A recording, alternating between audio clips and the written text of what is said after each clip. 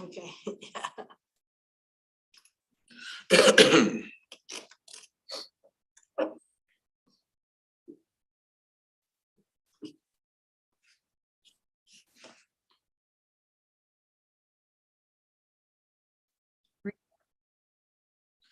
Okay, well, it is Wednesday, September 20th, and I will call this City of Lacey Lodging Tax Advisory Committee meeting to order. Today, we'll be reviewing funding applicants, and first, before we do that, we will do roll call, and we'll start right over here. Awesome. Chad Carpenter, Washington Center for the Performing Arts. Ruth Weigel, Lacey Spring Fun Fair. You can go ahead. Shannon Kelly Fong, Assistant City Manager for the City of Lacey. Sadie Sidlin, Management Analyst for the City Manager. And I'm Malcolm Miller, Deputy Mayor of City of Lacey. Next on our agenda, we have the approval of our previous meeting minutes and the approval of our agendas. Can I get a motion to approve our current today's agenda? So moved. Second. It has been moved and seconded. Is there any discussion? Seeing none, all in favor, please say aye. Aye. That motion passes unanimously. One other item before we get started, before we move on, we are missing one committee member. So there are three of us today at present. Next, we need approval of the minutes of our last meeting, which was September 13th. Can I get a motion? So Moved. moved. Oh. Okay, go ahead. So moved. Second. It has been moved and seconded. Is there any discussion? No. Okay, seeing none. All in favor, please say aye. Aye. Aye, and that motion passes unanimously. Next item on our agenda is public comment. Seeing nobody in the audience or online participant, I will still call for public comment. Is there anybody wishing to address this committee either in person or online? Seeing none, we will move on to our next agenda item, which is our 2024 lodging tax funding applicant presentations. And it looks as though we have presenters who have arrived, and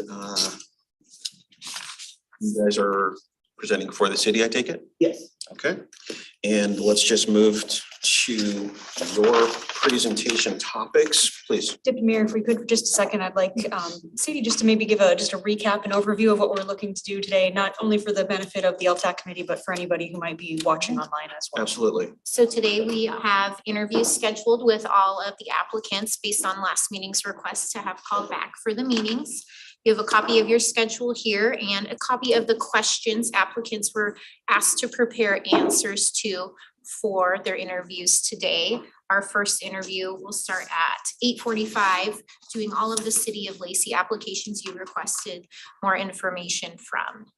So we are waiting for two more for the City of Lacey, and then at 8:45, we could get started on that first interview. Each interview is scheduled for 5 minutes. Some have prepared presentations, which we will see today, and some have not. So when they come in, just getting those introductions, who they are, what they're here for, and then go from there for about 5 minutes each. Okay, so between now and 8:45, are there any housekeeping items that we need to attend to? A couple of items just really quickly. So I know at our last meeting, we had gone over a couple of questions that this group wanted to ask presenters as they come in here. And so Sadie did a really good job of kind of generalizing some of those questions and making sure to ask all of our presenters the same questions. And so Sadie, I know you talked about them being in the packet, but really quickly, just want to overview the 6 questions that we asked. Yes, so the 6 questions, the first is going to be asking our applicants to provide a brief overview of their event, how it attracts visitors from greater than 50 miles, and how they really market to Lacey and Lacey hotels. The second question is specified to those who may have applied in the past and asked for increased funds this year. So the committee has asked them to prepare an answer to why they are asking for an increase in funds and how they will use those increased funds if granted this year. The other is if you were granted lodging tax funding and last year, can you compare your projected metrics from last year to what you project for this year? So you can see any growth that you were looking to see. If you had previously applied for lodging tax funding and your event has changed or changed name, what was the reason for that change and what changes are occurring at the event?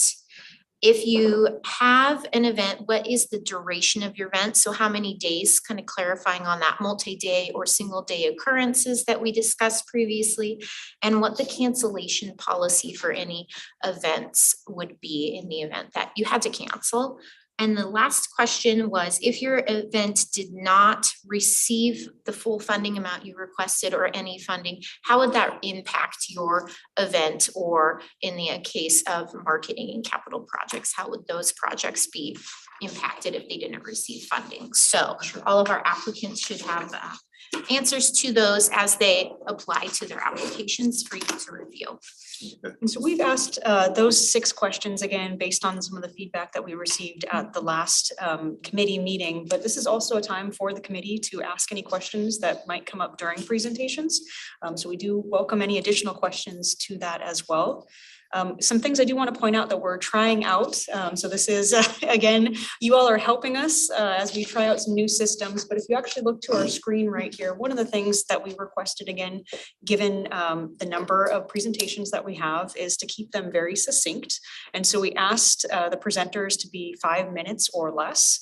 And so we are actually going to try to use the clock over here, which will count down 5 minutes. And certainly, you know, that is kind of just for us as a tool to use. And if there are questions and conversations that are ongoing, we'll certainly take that into account. But we do want to try this out. So if you draw your attention over there, you will see a timer once we actually get started with the presentations. Perfect. Real quick, were there any of the applicants who were not able to schedule with us and be here today? We have one virtual applicant Okay. today who will be logging on at 10:30. So they will join the public Zoom. Other than that, everyone has scheduled to be in person today. Okay. Okay. Are there any other housekeeping items before we get started? Any from city management? Any from the committee? No, no questions, no nothing? Okay. Well, then, it looks like we have 2 of our city members here, and are we expecting 2 more? Is that what I heard you say? Correct. Yeah, we'll have 2 more joining us, but we certainly have our Parks, Culture and Recreation representatives here. Okay. And the other ones would be from Public Affairs and Community and Economic Development? Correct. Okay, and they are scheduled to appear this morning? Looks like one of them is coming here shortly, Okay. So but they are both scheduled to be here. yes, please come on in. I'm just waiting for Wesley. I'll give them a minute to come in and have a seat so that it's not interrupted. So for some background for our presenters, please join us at the table for the session, and we will be playing your presentations. And we have a clicker down over there so you can click through your own presentation. Awesome. Okay, Pressure. No, stop since it. we're all, hey, good morning. We're a Good morning, friendly Wes. group. Yes. Since we're all here and ready to start, it looks like we'll be starting with Parks, Culture and Recreation. For those who don't know me, my name is Sue Felash. I'm the Recreation Manager for the Parks, Culture and Recreation for the City of Lacey, and I'm going to be talking a little bit about the Regional Athletic Complex. And then Jeanette and I are both going to be talking about the golf cart that was, realistically, it was more for special events, but we were going to help utilize it at the rec. So it made more sense than just certain one-day events throughout the year. So for the Regional Athletic Complex, as you see, we've got a variety of activities, everything from soccer to softball, baseball, lacrosse, rugby, you name it. We've got pretty much anything you could ask for, including fun runs. This year, our league and tournament play, and these are just actual team members. They're not public that's coming in. They're not spectators. It's just, we were able to, with the information we were given, come up with, we had over 82,000 people that just took place in our leagues and some tournaments. Our shelters out there are being used, and they're also being used by the people coming into the tournaments. They're reserving them so that during the day, they have a place where their teams can get together and they can have a place without having to go back and forth to hotels. We're used 365 days out of the year last year, and we clocked over 9,500 hours, which is an increase of the last year. Out of the softball, baseball, we had 57 different tournaments from that area. We had 11 tournaments in the soccer. There were 71 unique user groups, and estimated with the community park aspect, over 1 million visitors in that park. With these tournaments, and I'll show you on the next slide, this was done by the Experience Olympia and Beyond. They do our economic impact. And with what we were able to give them from last year, it was estimated that we brought over $16 million in economic impact into Thurston County. We've got tournaments year round that are utilizing these hotels. I don't want to really brag, but I think we are one of the bigger hotel that puts the heads in the beds in programs. We have national tournaments. We had a national tournament this year. We have state tournaments on a regular basis. We have regional tournaments. We do the WIAA has tournaments that they bring in. Senior Games comes in. So the impact on our hotels, I think this facility is extremely vital to those hotels. These are just a couple of the improvements we're making this year. We are going to go out to bid here shortly there's a gravel parking lot for those of you that aren't familiar. We're going to actually pave it, have it with lights and cameras so that we're just adding to our facility and adding to the desire for it. And then I've got full-size rugby goals. So we are one of the only permanent pitches in Washington. So we're getting a lot of draw from rugby. If we don't get this funding, it's vital for the maintenance for this facility. We are in a position where there are more and more of these facilities coming online. And we have one of the highest recommended desired facilities in the area. And without that ongoing maintenance, it will just decline and our desirability will completely go down, especially when we're competing with brand new facilities. Right now, it's beautiful, it's gorgeous. And if we don't get it, we'll have to figure out either way. We'll either have to cut services, or if there's money from somewhere else and something else is not going to get funded. So it's been very important for us to have this money. It's a very small portion of our budget. Our budget is over $1 million for that, with between the maintenance and the recreation. So if there's any questions, I'm more than happy to answer them. The budget for the rack is over $1 million, or your total budget period? Oh, right. Just the rack, okay.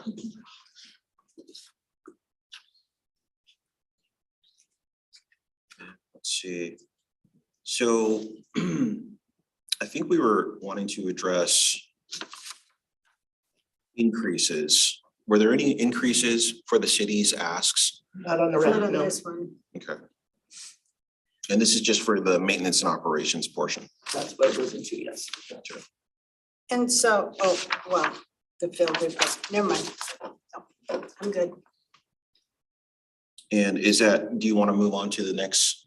If there's no more questions, I'm more than happy to, because I actually made it within 5 minutes. Look at Yeah, that. well done. Thank you, Sue. No pressure, no pressure. I know, that's right. This one will go really quick. This was kind of an ask, and it's pretty much labeled there inaccurately. It wasn't for the rackets in and of itself.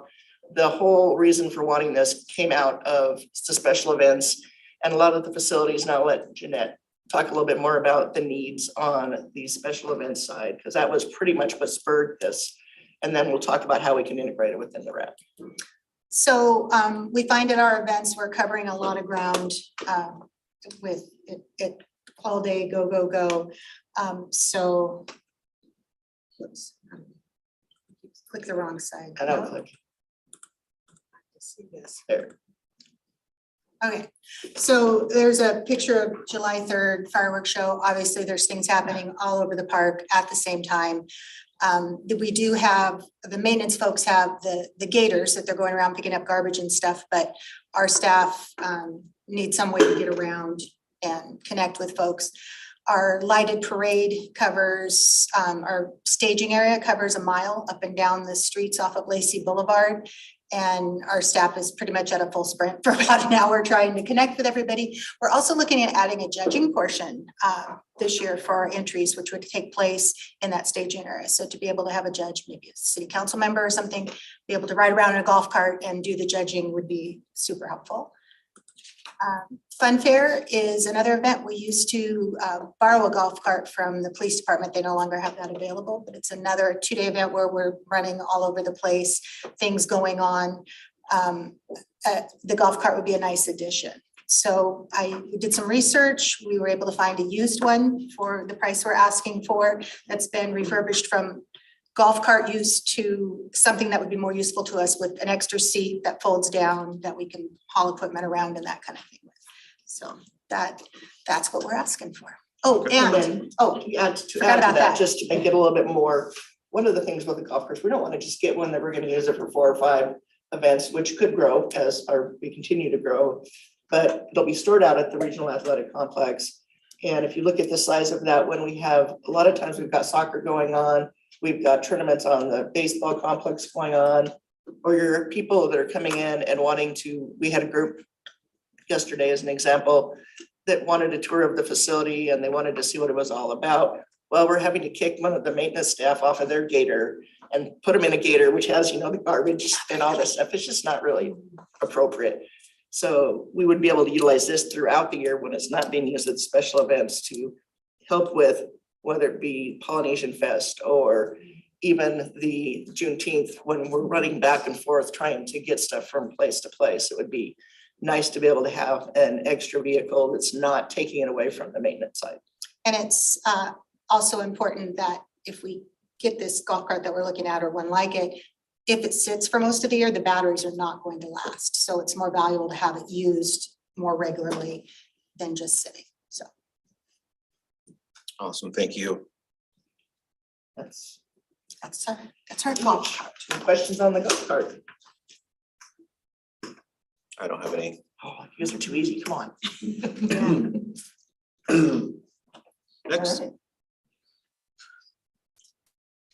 All right, so I have 5 events to present. So Lacey Cultural Celebration is the first one. It was previously the ethnic celebration, and Lacey took it over from Olympia in 2011, when after 17 years it was going to be canceled. And it was moved to St. Martin's and continues to be a unique event that celebrates culture rather than focusing on one type of culture. We recognize and invite all the cultures represented in our community. So it's unique in that sense that it's not just one culture for the event. It provides a place for our diverse community to come together, share cultures, and learn about each other. Some of our performers and vendors come from as far away as Seattle, plus Lewis and Pierce County. The exact count for heads and beds is difficult. It's a free event to attend. We can count people coming in the door and we try to survey, but we can't always collect zip codes. But it is a well-attended event. Our promotion to draw folks from beyond 30 miles or 50 miles is we utilize Showcase Magazine and Parent Map, which are regional, to promote these. We also do radio marketing, which has a farther reach. And I want to add for our events, currently we haven't worked with hotels, and that's one of the questions. But our new website would allow us to partner with hotels and promote a event hotel on our website, where we couldn't really do that before. So it'd be something we definitely are interested in doing, in connecting with hotels and putting it on the event page and saying, if you're coming to the area, here's some hotels to check out or that kind of thing. So it's something we can do going forward. And we also work with the VCB to promote this event. And I want to say kind of all of our events that I'm going to talk about coming up, same thing about the marketing with the hotels and the promotion that we do that goes beyond the local area. My ask was for an additional $2,000 for this event to help cover the increase in cost of services needed, the sound support, the pipe and drape, the facility rental. Attendance for this one event, we can get a pretty clear head count because we count at the door, and it's still working its way back from COVID, but in 2022 and 23, we saw an increase, getting closer to those pre-COVID events of around 3,000 people. And we'd like to promote it more to bring out more folks. to let them know about the event. The program is going to be the same. It's just the increase in cost in producing the program. And it's a one-day event. And I didn't catch on to the canceling thing, but now like this is kind of our weird event where we actually, it was severely impacted by COVID. We canceled it the week before in 2020 because everything shut down. In 2021, we brought it back completely virtual. And it was all online and it was cool because we had people from all over the world watching family members and friends perform. And we were able to promote vendors that way. In 2022, we did it hybrid, both virtual, live streaming and in person. And in 2023, we were back to a full-on in-person event. So we'll cancel if we have to, we'll make it work. And without the lodging tax increase, basically it would impact the extras that we can put into that event. And it may cut the number of vendors we could have because we cut pipe and drape cost or staging costs and that kind of thing. So that's the Lacey Cultural Celebration. Does anybody have any questions? Yeah, at the risk of sounding stupid, I don't know what pipe and drape means. Oh, I'm sorry. That's a really good question. It's the, when you're inside, it's the curtains that delineate the booths. So we're not just set up in front of the bleachers in St. Martin's Pavilion. So it Look at the bottom center Yeah, you- photo. The bottom center photo has. and that's the pipe and drape on the stage, same kind of thing. So it delineates the different booth spaces. Okay. And I mean, I guess we could cut that, but it would No, look do really we, ugly do in we, there. do we hire somebody out We for do, that? we pay a company to come in and do that. Okay. And they provide the setup and tear down and the use of the items. Awesome. So the next picture over actually to the right is a really good example. You of can kinda the see- booth yeah. Area. There's the backdrops and the sides, and that way they have a place to hang their banners for their businesses or their organizations. Yeah. And it Just dresses up. It the does event. definitely dress. Oh, Yeah. Keep it classy, Lacey. I remember when we didn't do that for Fun Fair, but anyway, Scott said. I'm glad you explained that. Thank you. I didn't know what it meant and I. That's a really good question. It's just one of those terms I use in the business, so yeah, jargon is jargon, yeah. All right. Janet, I have a quick question, and I know you talked about in your application of the attendance, and we've been running this now for several years, and obviously we had a pandemic that disrupted everything for a period of time, but can you talk a little bit about how you've seen, I guess, the growth in this particular event over time? What does that look like? It continues to grow. We were, it was, I think, bigger before COVID. And being an indoor event, COVID really impacted it even last year when we were fully in person. But I found last year we were drawing different groups in. We had a good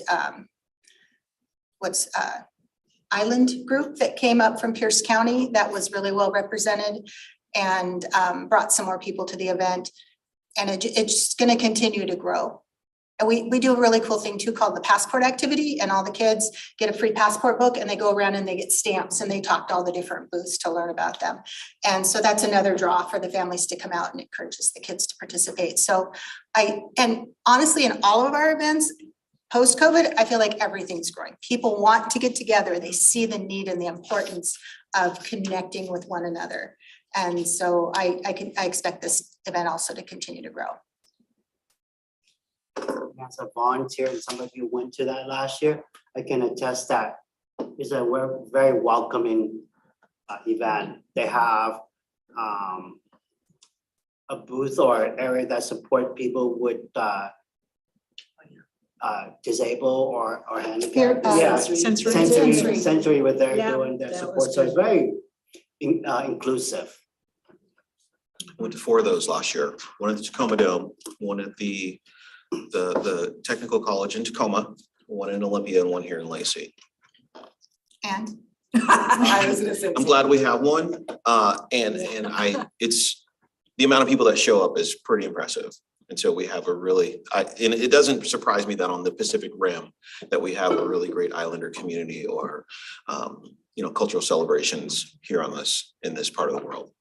So I think it's awesome. We all love your event. So, I don't have to just, sell it. you really, we're just asking for quick explanations. Awesome. All right, next up is Lacey Spring Fun Fair.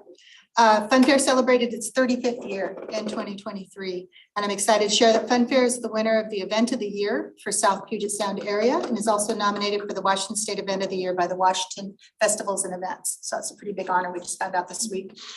And so so we're in one of 9 in the running for the best event in Washington State. So super excited about that. It's truly a Lacey community event showcasing all Lacey has to offer. It incorporates numerous city departments, fire district, local businesses, organizations, North Thurston School District as participants and sponsors. We promote this event widely throughout the region with the regional magazines, plus radio and online. And again, also willing to work with local hotels. A lot of our vendors for this event are from out of the area and are there for 2 days. It's a 2-day event, so they need to stay in the area. So anything we can do to connect folks with that. My increase was for $5,000 more for this year, and it'll help cover the increasing cost of the sound support, pipe and drape, security, and the special attractions, which has been our biggest increase. This event is free to everybody, not only to park and attend, but to do absolutely everything at the event. All the rides are free, all the activities in Kids World, the entertainment, everything is free except for the food they buy or the items they buy from our vendors. And our vendors help support this event by paying for their spots. But the increase has been substantial and over 30% of an increase across the board for all of those services that are needed for this event. And in 22, we broke records of attendance. We just couldn't even hardly, the lines were so long. And so in 2023, we added more rides. And again, that wasn't almost enough. So I feel like we need to keep increasing that. And we did get some grant money last year that won't be available this year. That was $10,000. So the 5,000 addition would help make up for that difference. And it's just so cool to have all the rides and free for families, and it makes it so equitable and so inviting for folks to come. We also have the piece for this event we started last year with the sensory recovery area. Another great thing for families to feel like they can come out and participate in this event, and we're helping to take away barriers for those families as well. And without the funding, it would just be less of what we can offer for free for this event. You think this event will soon outgrow this space? I think it kind of already has, but I don't know where else we're gonna go. Our Parking is an footprint issue. has shrunk at St. Martin's, that's for sure. Yeah, we do, parking is probably one of the biggest issues there. So we do run a free shuttle, also free. That is a cost to us to run from the South Sound Center. Honestly, when you mentioned capacity, we couldn't fit any more vendors. So we're looking at, do we bump our vendor fees up a little bit to kind of help cover the increase in cost as well? Because we really can't fit any more vendors in that space that we have, so. Are there any other spaces in the city that might work for this event? We had considered North Thurston High School at one point. We haven't delved too far into that because I think we would run into some of the same problems. Possibly the Thurston County Fairgrounds, We looked at that, but that wasn't. not quite. Is Rainier Vista not an option? Indoors. Yeah, Oh, right, but we have the indoor indoor portion. space. Okay. Yeah, a few years ago, this was before the city took over. Can I address this? Anyway, we looked at different options because St. Martin's was at the time not, or encouraging us to look at other options, I should say. Anyway, we did look at other options and there was nothing that had the visibility. And I know Scott at the time really liked St. Martin's and the fact that people could drive by and see it, oh, what's going on? Let's stop here, you know. Whereas the fairgrounds is not in the city, but it still couldn't, the capacity, it still wasn't. So it's the pavilion space that, gotcha. Okay, thank you. And our next event is the Lacey Fireworks Spectacular. It's 3rd of July, not 4th of July, that we do this event. It's been a tradition in Lacey for over 50 years. In 2012, the city took over the event, and in 2016 moved the event to Rainier Vista, adding live entertainment, inflatables, food vendors, and more as part of this big community party. We've had highly regarded bands that tend to draw fans out to see them. And then the free activities are also a good draw. And our attendance has been around 20,000 folks, and our attendance is hard to count again, because entry points are all over the place, but we've had some drone shots and kind of done some dividing up the areas and counting, not quite counting people, but kind of close to it to get an idea of where those are at. And this event continues to draw a lot of people. And in 2023, it was a work day. And we still succeeded the year before when it was on a Sunday. So the bands, the free activities are a huge draw. We increased our request by $5,000 for 24 to help cover these increasing costs. The stage was more, Santa cans are more, everything's more. To get good quality performance is going, that's more. And again, the inflatables and the rides cost more. It's a one-day event, and if we did not get the money, it would just be scaling back. I know at one point when we started adding the inflatables, there was thought to charge like a bracelet, here's a bracelet for $10 and the kids could do the rides. And I know the council, as well as myself, we don't want to charge people. We've kind of got a tradition of Lacey being accessible for everybody.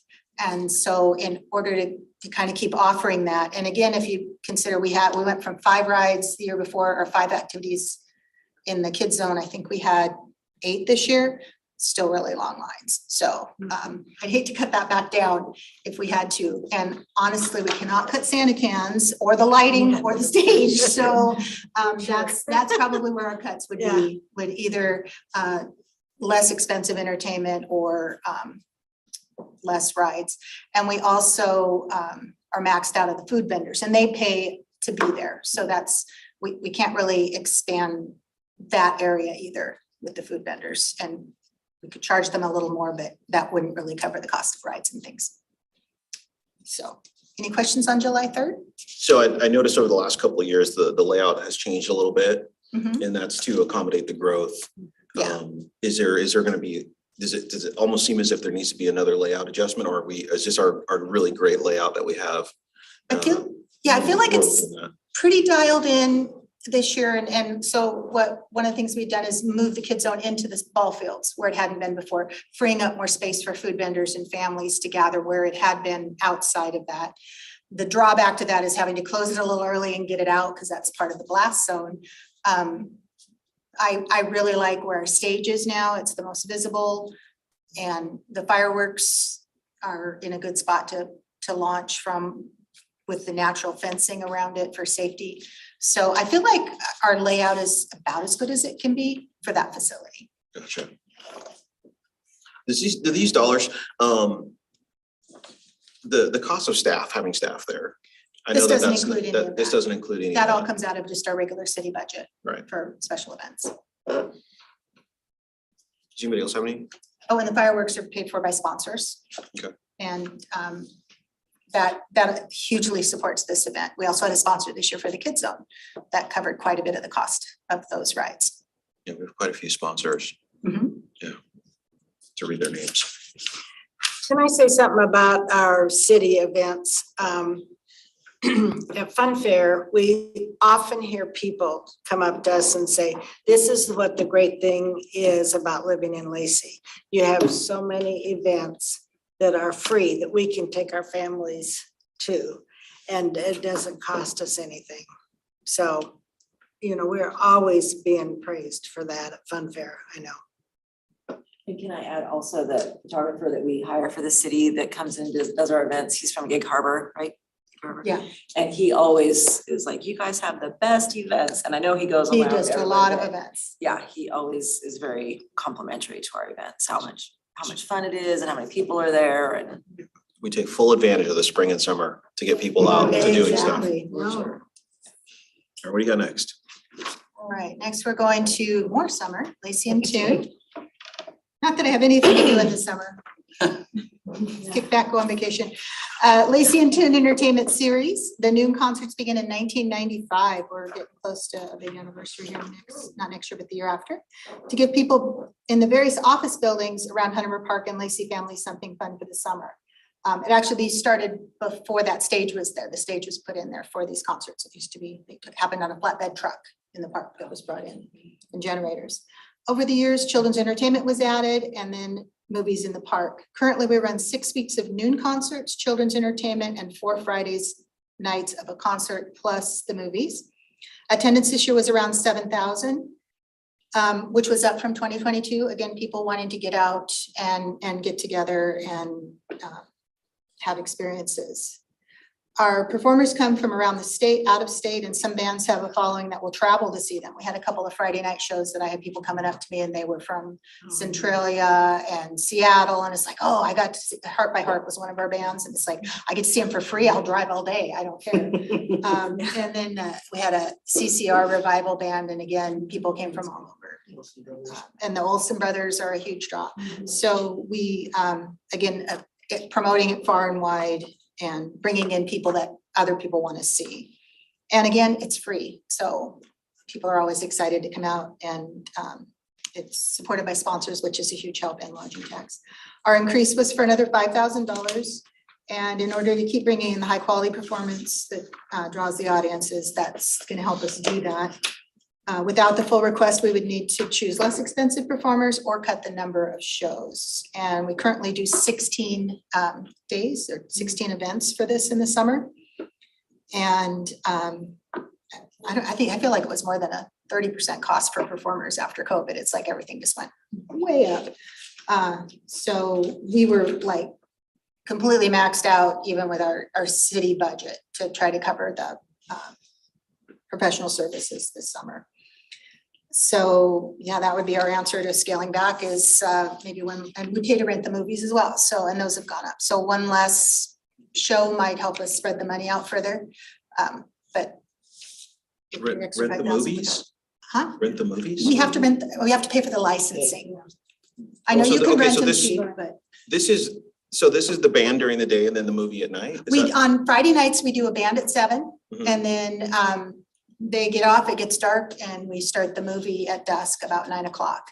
Oh, And so we have to rent the licenses for those movies. And another fun thing we've done to draw the community in is we let the community vote on what movies they want to see.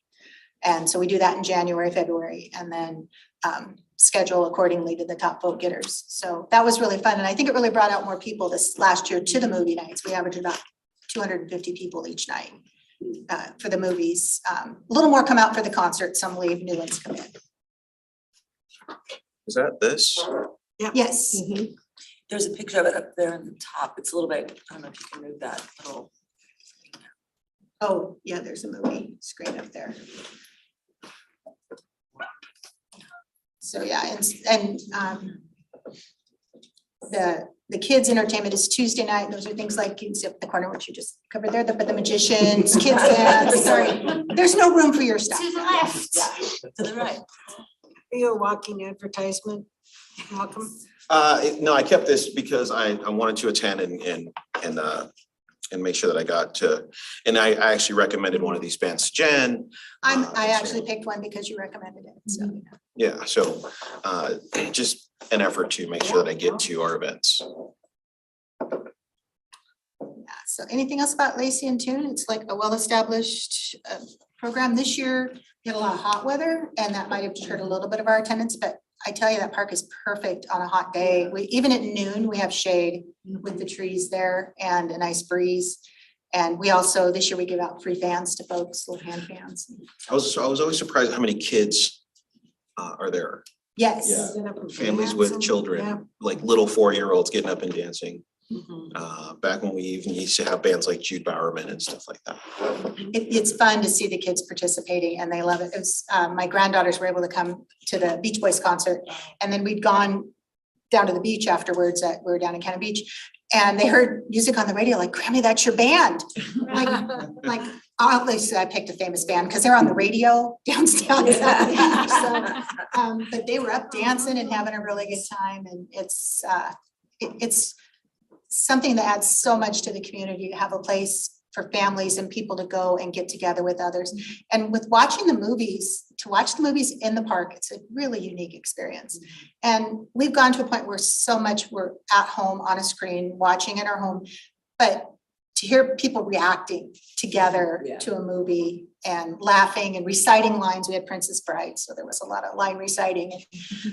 It's just, there's nothing like it. Yeah, I think about, you know, the award we got for 23rd best city in the United States to raise a Yeah. family, right? Right? Okay, what do you got next? Oh, that's right. Wait, there's more. Okay.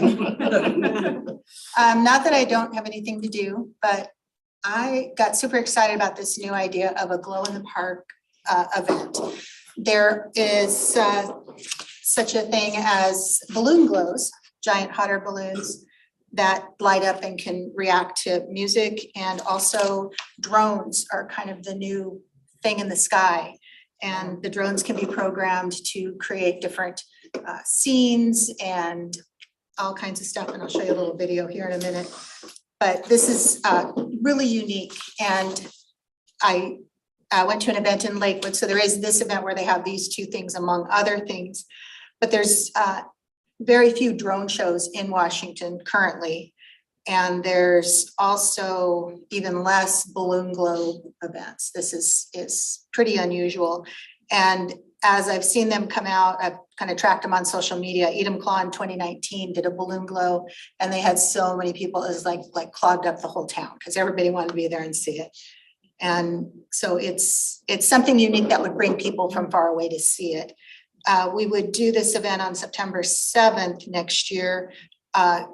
School's already started. The RAC has a low week of maybe not too many things going on. So this would be out at the RAC. It would have, in addition to these things, some glow in the dark activities, glow in the dark bubbles, food trucks. They can glow in the dark or not, I don't care, just bring food. But all kinds of things. Oh, I don't know about food glowing. Oh, there's gotta be something. Glow feed.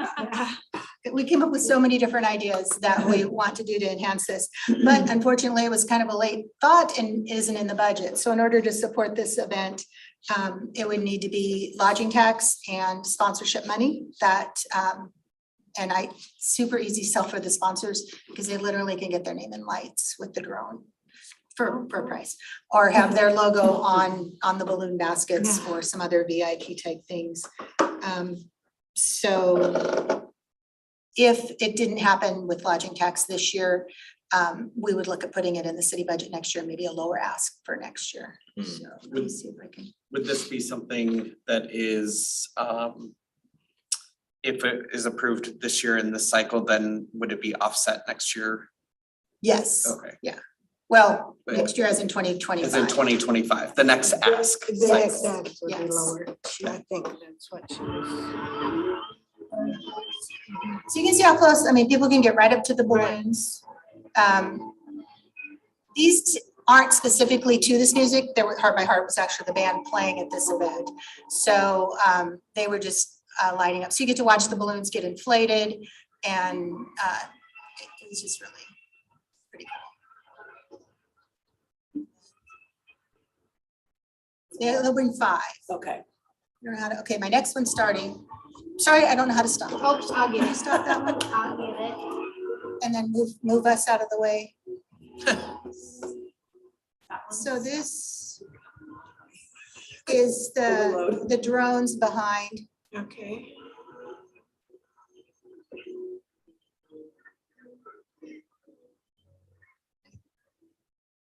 There were music or not, but listen to the crowd. Is this in Lakewood? This is in Lakewood. Oh, it turned into an ice cream or something. And we could put City of Lacey up there. We totally can. Cherry on top. With cherry on top, look at You that. can hear the audience's This response. is a picture of Ruth up there. An outline. It's cool because they can design the whole show around your theme. So this this event had the balloons. They had one with the motorcycle jumping through a ring of fire. What happened in person and then happened on the drones. So Wow. they have a lot more parking than we do in a huge park, but I feel like we could take pieces of this and make a really fun glow event. And the other really cool thing is it gets dark way earlier in September than it does in July. So we're looking at more of an 8:30, 9 o'clock drone show instead of 10. So that's the ask of a new event, which I think would be a huge draw, bringing people to the community to come see it because of its uniqueness. And also it's a Saturday night, so makes very much sense. Spend the night in Lacey and then hang around on Sunday and check some other stuff out. Huh. I'm starting to realize that this might partly be my fault as I was at the Lakewood Were you there? What did you think? show, and I took a video of it and I emailed it to Jen. No, I started this before that, Okay, but did you like it? that was 2 years ago that I did that. Oh, okay. Oh, it's a little Yeah. competition right here. Well, no, I'm thinking about it and I'm like, you may have, yeah, okay, what do you got next?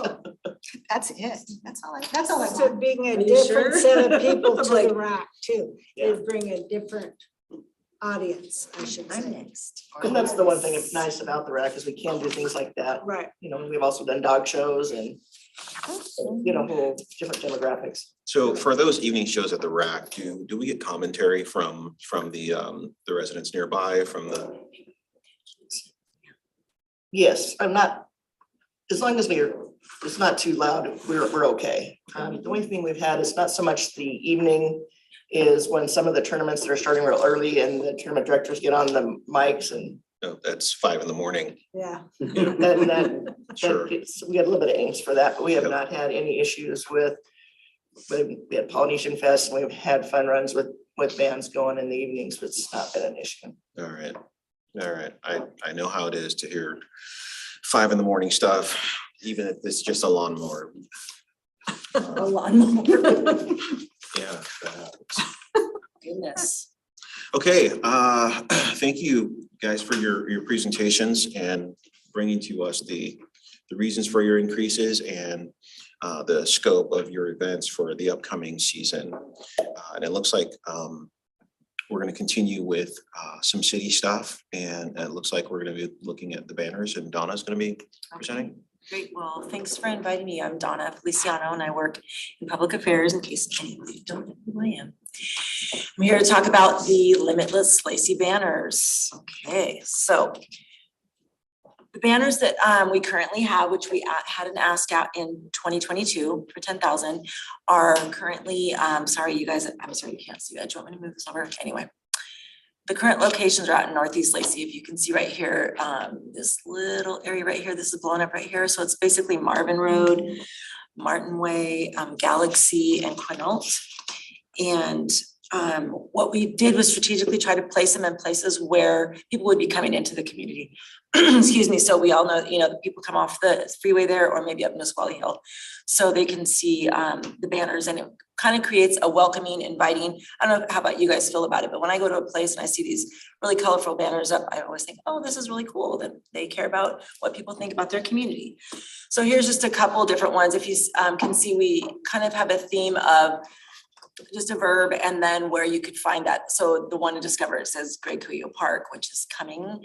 And then the regional athletic complex is just showing.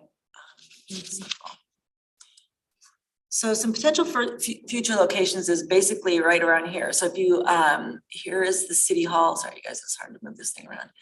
And this is the blown up version. So it would be College Street, Slater Kenny, 6th Avenue, Pacific Avenue. And again, it's just another main entrance that people come off the freeway there and come to City Hall or Hunter Park. And this one here is just showcasing something in Hunter Park. There we go. Okay. So some of the benefits that we wanted to showcase, the things in our community that people like to do. So events, parks and trails, activities, fun things to see and do, just having a great time. They're all try to be really colorful and show happy people and show how welcoming and safe our community is for visitors and for residents too. So some of the goals, as I mentioned, is just to create awareness of all things Lacey. So it's not just events, but it could be activities, things to see and do. And we want to encourage residents to invite their family and friends to visit. So in other words, like word of mouth, like people, I think a lot of people in our community don't realize all the great things that we have, just even people that live here, not necessarily just the visitors, but then they can invite them to come to Fun Fair or to a concert in the park or to the rack or things like that. Or even, you know, come and enjoy one of the trails that we have, play pickleball. I was gonna ask when pickleball is coming to the rack, but anyway, so what, again, like Jeanette said, like if somebody comes to the Glow Show, that maybe they'll stay the night and then they'll see these fun things to do. Maybe they'll stay longer or just come back again to visit our community. So I don't really have direct metrics like some of the people here do, just because marketing is really hard. So basically, this project is supporting all the other things in Lacey and just making it look like a fun place to come and stay and visit. And if you reduced the amount, it would just have an impact on how many we would have. So I think the more that we have, the bigger impact it is. People are gonna go, oh, I saw those over here, or oh, what's this type of a thing. It would just reduce them that we could create. They're approximately $320 each, but they're 10 feet by 3 feet. They're real big. So we were able to get a really good price on that. And so I think it's the value of it is way beyond the $300 each. So that's about all I have. Do you guys have any questions or any The comments? banners printed locally? Well, they are, they're printed at Graphic Communications this year, and they used to be in Lacey, but unfortunately, when we built that landing there with the 7-Eleven and all that, their location got closed down, so they moved into their Graphic Communications downtown Olympia, but they were a Lacey business for a very long time, so. This campaign is gonna be mainly focused on Midtown in Yeah, I can go back and, well, this is in Northeast Lacey.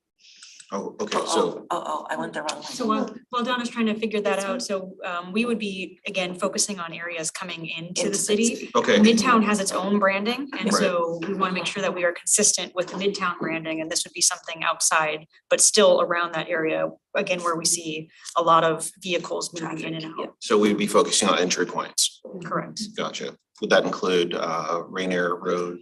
So future phases, we would certainly like to expand it, but you know, what Donna's showing here, and I think she's got the slide up now, is where our next focus would not be on that corridor, but certainly something we would consider moving forward again of where are people coming into the city, how are they getting to some of the things that they're accessing, and how can we promote other things to do while they're here? Sure, so just so that we're clear, the design is to promote the events that we may approve here today or whenever. Any event that's happening in the city, we want to be able to put those banners up and direct people or guide people to, hey, welcome to Lacey. The event is over here, or this thing is happening over here. Kind of I think thing. it's more like a broader, if I can Yeah. address that. It's, because some of them, I don't know if you noticed, some of them are like going to the parks or paddleboarding at Long Lake, or it's not just events, but it is everything to see and do. And one of the reasons that we picked the 2 locations that we currently have noted, and we will want to move out to like Elm Highway, Rainier Road, that area, but because we currently had brackets, already in place in those areas, so that it would be less cost. We wouldn't have to buy all the brackets and everything yet. Right. I remember So last we time were when trying to, yeah. Get the brackets. And we already have them in most of these areas, so that's why we picked those to start with, and then we would move out. But it's just everything in Lacey, it can be anything that's fun to do or see would attract people to come and stay longer, come Awesome. back. Donna, can you talk a little bit about how many were created during the last phase? Okay, sorry about that. So we did 19 different designs last time, and we printed 2 of each, so we've already have 19 designs out there. And those weren't like, they're reusable, they're not like something that were only good for a certain period of time, they're not In terms of the durability or in terms of what they show? what they show. Well, like, so here, just for instance, a lot of these on here were examples of them. I don't know if you want to go back, but like that one is just Huntermer Park, and then that was Greg Cuyo Park, Regional Athletic Complex. There's just, we're trying to keep it not specific, like come to this event on this day, because then they don't last as long. And then these are more long-term, just showcasing the things we have to offer here in Lacey. Awesome. So I believe the term is evergreen, right? So we can use them for years upon years upon years, and then. They're year round. Yep. Does anybody else have any questions or anything? Great, thank you. All right, thank you, Donna. And it looks like next we have our community and economic development portion of this. And it looks like. Good morning, my Leslie name Nguyen. is Wesley. I am staff to the Community Economic Development Department, and thank you very much for being here. So just a little bit information to start out. We are in our second year of the project. In 2023, we scheduled about 13 events throughout the 5 months that I operate from April to October. The events are the first Friday of the month as well as the fourth Sunday of the month. And it's happening at the depot on Lacey Boulevard, on the south side of Pacific. We have on an average about 30 to 35 vendors that showed up for the events. The attendees vary from event to event. At the early beginning of the season in April, you're looking at about 400 or 500. And then toward the end of the event last year, we noticed the increase of about 1,500 for the Halloween October events. So average about, I would say about 700 per event.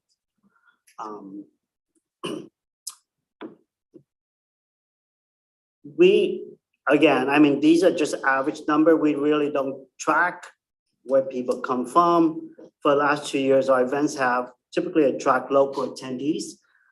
Local referring to like the Olympia, Lacey, Tumwater folks. Anecdotally though, I have met attendings from as far as Tacomas and Shelton. And the reason when I talk to them, some of the vendors that are there have various social media presence. And so when they put out information, some of their followers would come to the event themselves. So with this funding though, we hope to establish a well-known regional market event so that someone here overnight and is looking up for something to do online, they might see this as one of the options for them to go. So if they come here on Saturday night for the glow in the park, Sunday they can go to the Sunday at the park, Sunday market. So that could be an option for them. So just sort of a add-on events. Sustainability, this market event project has been supported by the Lacey Community and Economic Development.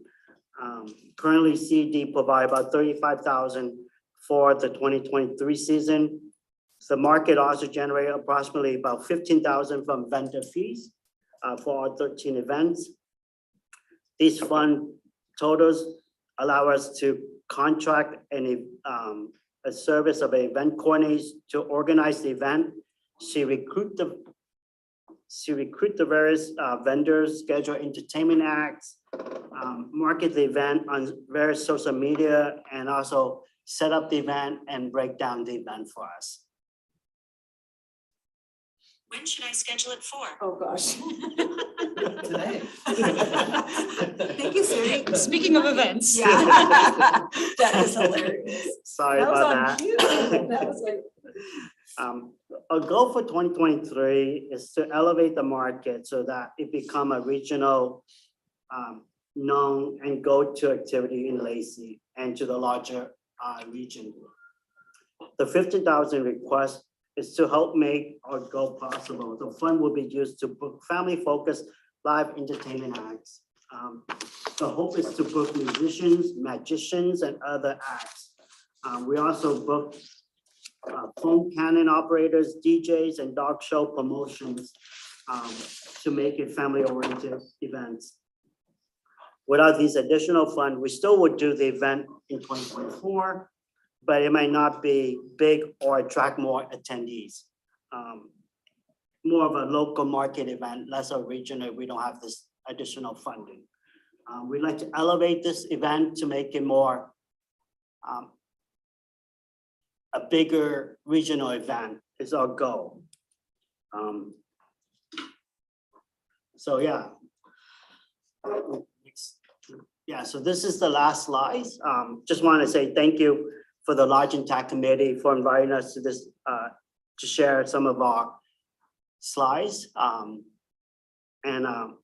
Yeah, the 15,000 investment will go a long way to strengthen and elevate the market event and truly make it a regionally recognized event and a thing to do. So thank you. Awesome. Anybody have any questions? So So under number 14, and I'm gonna ask this to a lot of people, is the amount of funding you list where you get your money, but not the amounts. Do you have any idea what that all totals?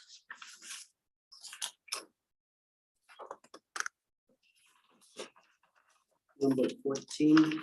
Financial sustainability, identify your program's top 5 sources of funding. Yeah, so vendor fees are around 15,000 per year. Sponsorship in this case would be the City of Lacey Community Economic Development, which was 25,000 in 2023. Grants, we don't have that. Vendor sales tax, a potential option for us. Usually when in some of the events, the organizer will take not only the vendor fee, but also a certain percentage of the sales of that day of the vendors. We haven't done that yet, Okay. but it's an option. Okay. And then we're gonna be looking at donations or sponsorship in the future as well for sustainability. And we don't know how much that would be. So do you coordinate it yourself or do you, I think I heard you say something about contracting. with Yeah, so somebody. this year we contract a outside contract event coordinator to do the work for us. And like I say, she recruit the vendors. She booked the entertainment for us as well as organize the event on the day of and then help break down the events. And you're planning to do that, continue to do that? That's the goal for next year as well, yes. Hey, Wesley, just to clarify really quickly, because I know you'd mentioned the Community and Economic Development Fund. Is that 25,000 or 35,000? This year was 35,000.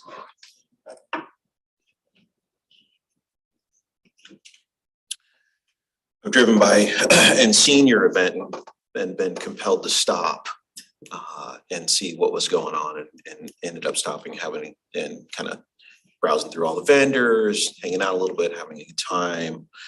So it's strategically positioned. I like the position of it. And you can see it from either direction. And it does compel people to stop and take a look at, or we call these micro vendors, right? And to be a part of the event. So I like your event. Thank you, sir. Okay, and that was the last in our first section. And I'm just gonna hand this back over to Sadie for a moment. Yes, so right now we have seen all of the applicants for the City of Lacey. Thank you, City of Lacey, for coming in Thanks for so having much. us. Thank you. Thank you. Our next interview is at 9:45, so we have a little time right now for the committee to review and have any discussion. If no discussion is required, we can recess for a quick break before our next 9:45 interview with the Lacey South Sound Chamber. Do you guys have anything for review or discussion, or are we good to take a 7-minute break? All right, so we'll recess, and at 9:45, we'll be back with the Lacey South Sound Chamber. Alrighty then.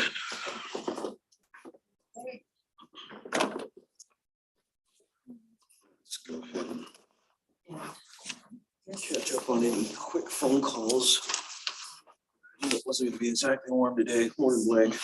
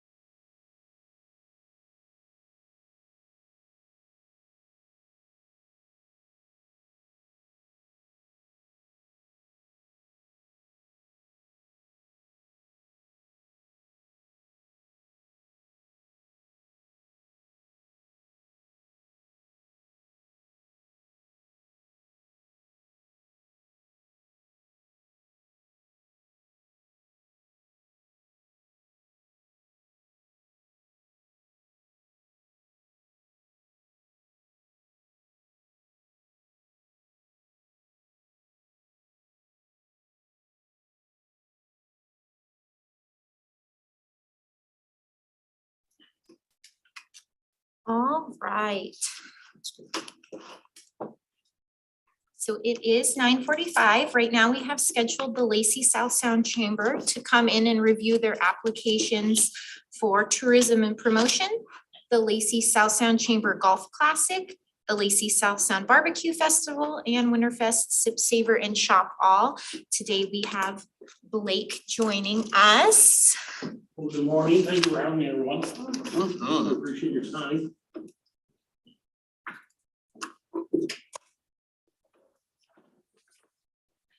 And Blake, you'll have 5 minutes to review each event or until 10:15, depending on how you've prepared your Sure. presentation. There is a mouse down there that will allow you to navigate through Oh, your great. slide deck. Oh, maybe.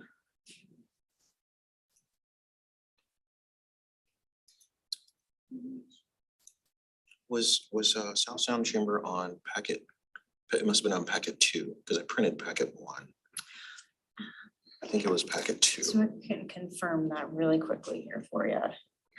And Packet 2 was too big for me to email to And they will myself. be on Attachment two was multiple- marketing. Okay. So some of the things that we'll go over, the first item likely will be marketing, but then there's also events and those were included in the subsequent packets. Okay. Perfect. Great. And with that, You guys want to start with the visitor center? Perfect. So visitor center, as you guys know, we've recently relocated. We are over in South Sound Center behind Famous Footwear. Much more visibility than our old space there off of 6th Avenue. Much more walk-in traffic than what we've had. A lot more calls as well. So we can definitely tell that folks are kind of coming out of the woodwork after COVID. We're also sending a lot of relocation packages, which is very encouraging. So a lot of folks are calling from out of state and out of area requesting information about moving in, which is really cool. Last year, we had approximately 2,400 visitors between phone calls and walk-ins. About 57 of those were male and 43% of those were female. Biggest ask that we get when someone comes in, typically they ask about local dining, they'll ask about places to stay, they'll ask for phone books, and then the number one ask we get for is for maps in the area. So we always make sure that we've got plenty of maps of the area for them. 2022, some fun things that we did. We implemented a legacy award and partnered with the city of Lacey for our annual business awards that we host in February. We have our visitor center open Monday through Fridays. We provided the community with important information about local businesses. We do have a new business directory and city guide that will be coming out in November of 2023. This is our first one that we'll have printed since COVID. So we're excited about that. We've implemented some cool, unique marketing campaigns through Discover Lacey, through our social media, so our Instagram and our Facebook with Discover Lacey, and then also our website. We've worked a lot with Thurston Talk to promote local businesses and events within the area. We have 8 additional articles this year, or just our last one that came out here maybe a week or 2 ago is on Winterfest, our Sip, Savor, Shop event that's happening November out at the Lacey Community Center. We've created relocation packages. Like I said, we've had a lot of ask for relocation packages, and we've been sending a number of those out. And then we are a great resource for businesses and communities, and the community and visitors to, one for businesses and chamber members to display their brochures and what they have to offer. So when folks come in and they're looking for referrals of different company, we have those handy, or different restaurants. And then again with maps and local attractions. So all sorts of cool stuff. If you guys haven't been by the visitor center lately, definitely recommend coming and checking it out. Let's see here.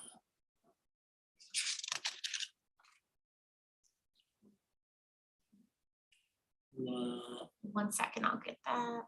Cool, thank you. Zoom share, so sorry about that. And you want the next slide from here, Blake? Yes, please. There you go. So these are some of our top performing platforms, and this is all Discover Lacey. So Facebook, we started with 2,380 followers. As of last week, we had 2,590, so that's gone up a little bit, 210 new followers. Increased by almost 340 new Instagram followers, and average about 120 views a month since August of 2023 on our Discover Lacey website. Our Instagram has really been growing for Discover Lacey, and we're finding that that's a great way to market local events and the Lacey, the city of Lacey, and all that they have to offer through Instagram. Some of our goals for next year, we'd like to add more members to our promotions. So we've got more rooms for displays and rack cards in the chamber, so in the visitor center. So if folks or businesses would like to leave any of those, that they can do that. Working on continuing to distribute our marketing materials throughout Washington State. We're working with Parliament Productions to continue to increase traffic on our social media pages. We're hoping to increase foot traffic. And then we're also working on creating more shop local initiatives. And one of the ways that we're doing that is partnering with our members on member to member deals, and then also member to community deals that are called hot deals. And those will be obtainable through the Discover Lacey website and the Lacey Chamber website, and then as well as our social media. Any questions on the visitor center or Discover Lacey and what we're working on? Yeah, I know that in your packet, there was a letter from the Visitor and Convention. Experience and beyond, yes. So has your staff taken the course about becoming ambassadors? Have you taken it? The CTE class, yes, I have.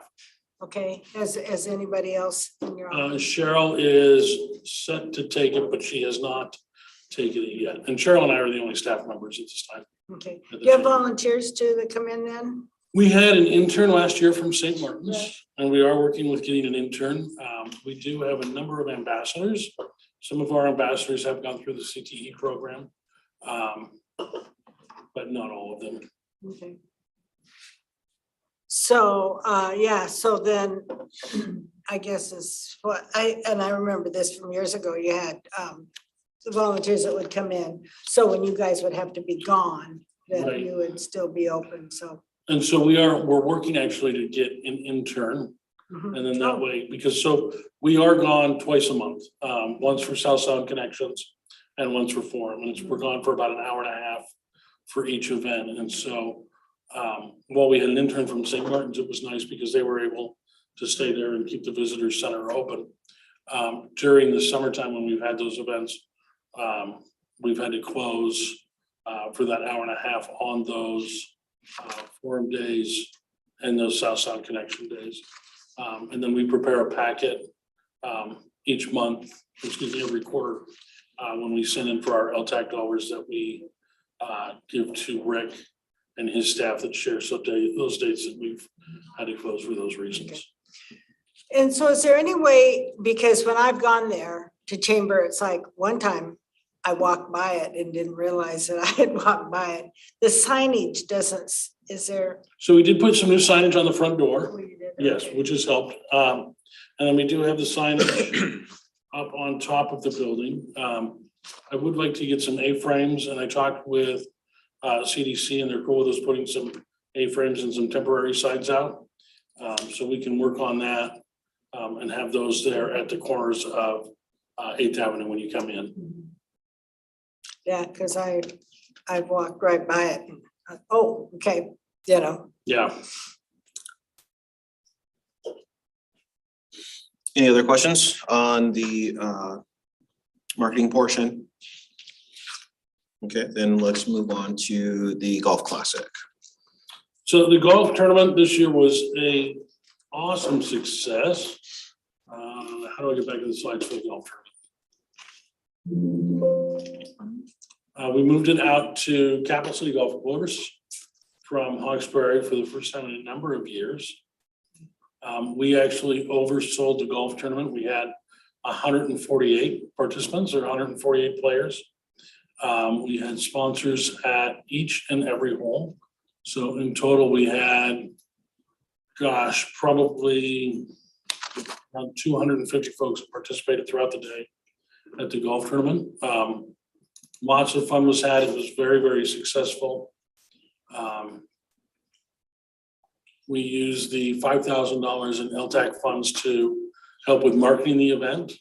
And we had a number of folks that did come in from out of area to participate in the golf tournament. So a lot of folks that were in from Pierce and King County. We actually had a player that had come down from Canada to play with his brother.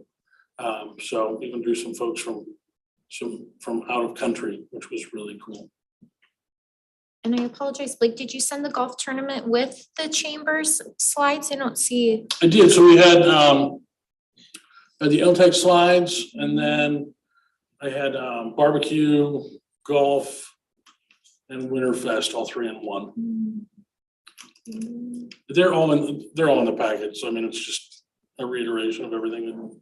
Okay, yeah, I'm not seeing those slides included in the email I received. I apologize. And it was 2 separate emails. Okay, then I have a few questions while she's looking for Yeah, them. if it's absolutely. okay.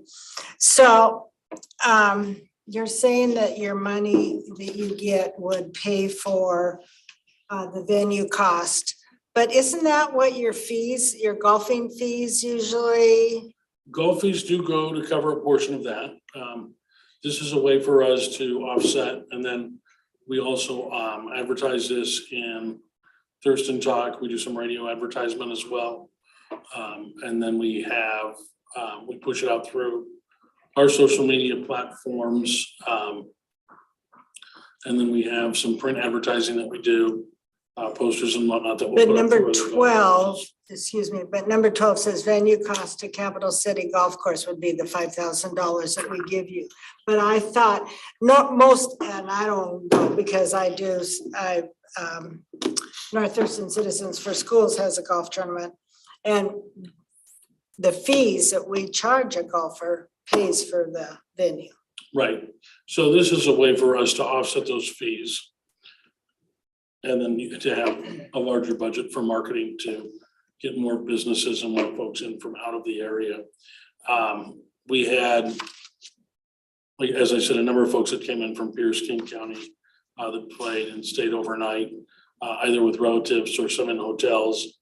And then we had a number of business sponsors as well, but great way really for the community to connect with other business members and other businesses in Lacey, and for a very fun and great day of networking on the golf course. And the other thing, and I asked this before, is number 14 of somebody that was here before you, is on number 14, it says this include the source in the amount of funding. And it lists these your sponsors, but it doesn't give us a total amount or an amount that each sponsor did. So sponsors vary anywhere from $100 up to our main sponsorship of $2,500 for the venue. Most sponsors are $500 for a whole sponsor. And that also includes a player for the tournament.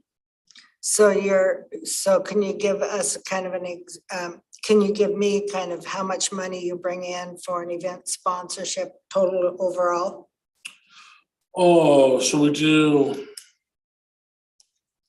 Because I think $9,000. that was what that Yeah, question so was we kind of do getting. like $9,000 in whole sponsors, and then with additional sponsors, altogether, we probably have about $15,000 in sponsorships. Thank you. Yes. So just to clarify and summarize with question 14, so the LTAC request is 25% of the $20,000 budget, which is $5,000, and then the rest of the $15,000 all comes from event sponsorships. Correct. And then it looks like Olympia LTAC also contributes. No, they do not. You're hoping that they will? No, we did not put in a request from the LTAC. Am I reading the wrong? There are two golfing events, Okay. just to clarify, so. Thank you. Yeah, you're, Might be in there. Yeah, the only LTAC funds that we put in for are through the city of Lacey. Okay. Gotcha. And I take it that the registration is how you obtain who is coming from where. Yes, we get everyone's address when they register for the golf tournament. Okay, thank you. Okay, are there any other questions from the committee?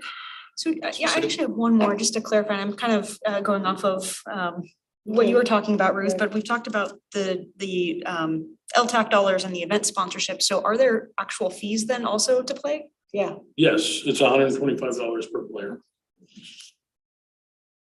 And at this time, Blake, we don't have a copy of that presentation, but I will make sure the commissioners get a copy of your materials for these 3 events at the end of Okay, today. so they should have all been, they were all submitted when I submitted the, Yeah, I'll double check. I'm not Okay. sure how those went missing, but I will make sure that the commissioners are provided copies of those slides Okay, so good. they can review when they're considering later today. So commissioners, you will get that this afternoon.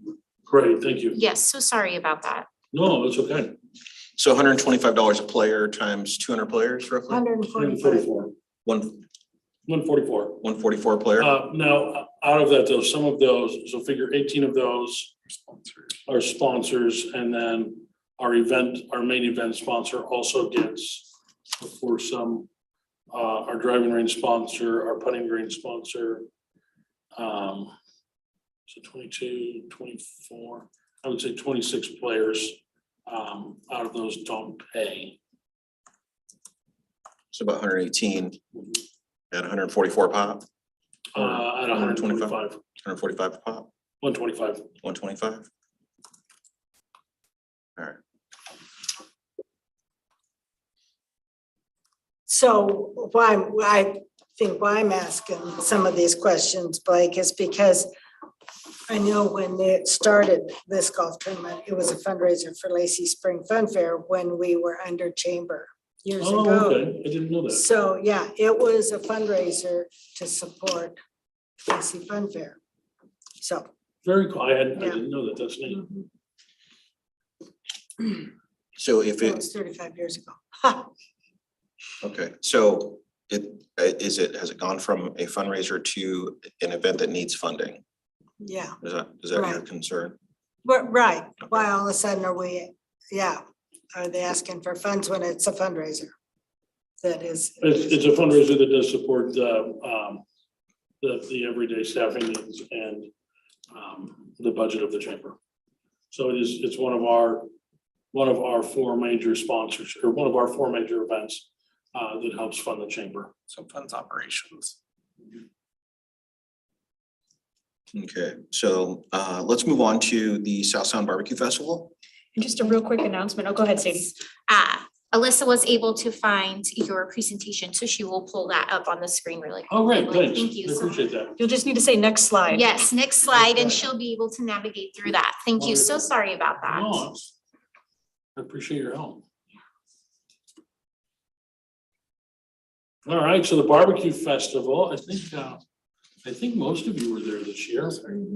It was an amazing success. We had our biggest yet in terms of attendance. We think we had right about 24,000 in attendance. Great way to spend a Saturday in July. We had 13 or 14 food vendors, 60 or so business members that were sponsors and that had booth space out there. Had the chicken wing eating competition, which was always a lot of fun. Partnered with the Lacey Police Department, and they came out with some of their vehicles in the kids zone and let kids come and crawl all over. Handed out stickers, Tuck was there, which was great. Lacey Fire District 3 came out, brought the trucks out, and kids were able to play on those. And really just a fantastic time. We did a Backyard Joe's competition where we gave out a new smoker barbecue to the winner of that. And then our gave out Best in Show to our 13 food vendors as well. But really a great event. We had folks from all over the area. We do a lot of marketing on this through radio, through social media, through Thurston Talk, and then outside of also with like Thurston Talks platforms in Pierce County, King County, Lewis County, Mason County. So we do a lot of advertising for this festival, but really is a successful event that continues to grow year after year. Had a beer garden as well, and then the Lacey Chamber brought booths. The brought booth is fun because it gives folks who are running for office a chance to volunteer in the brought booth and hand out their campaign materials and wear their campaign t-shirts and let folks know that they're running for office while volunteering and selling brats.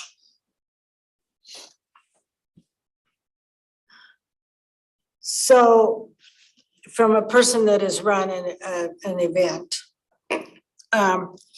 12,000 in marketing seems to be a lot of money for a budget of 45,000. Just in my. So, I mean, part of it is we're marketing to, a number of our food vendors actually are coming from Pierce and King County. Mhm. And so we have two waves of marketing. We have a wave that goes out looking for vendors and for businesses to participate. And then we have another wave that goes out, and this is the same thing with our Winterfest, another wave then that goes out looking for folks to attend. And so part of the reason that 12,000 may seem high is because it's really, we're kind of marketing the festival in two different ways. One is a participant, two is a vendor. So I think that's probably why that number looks a little high.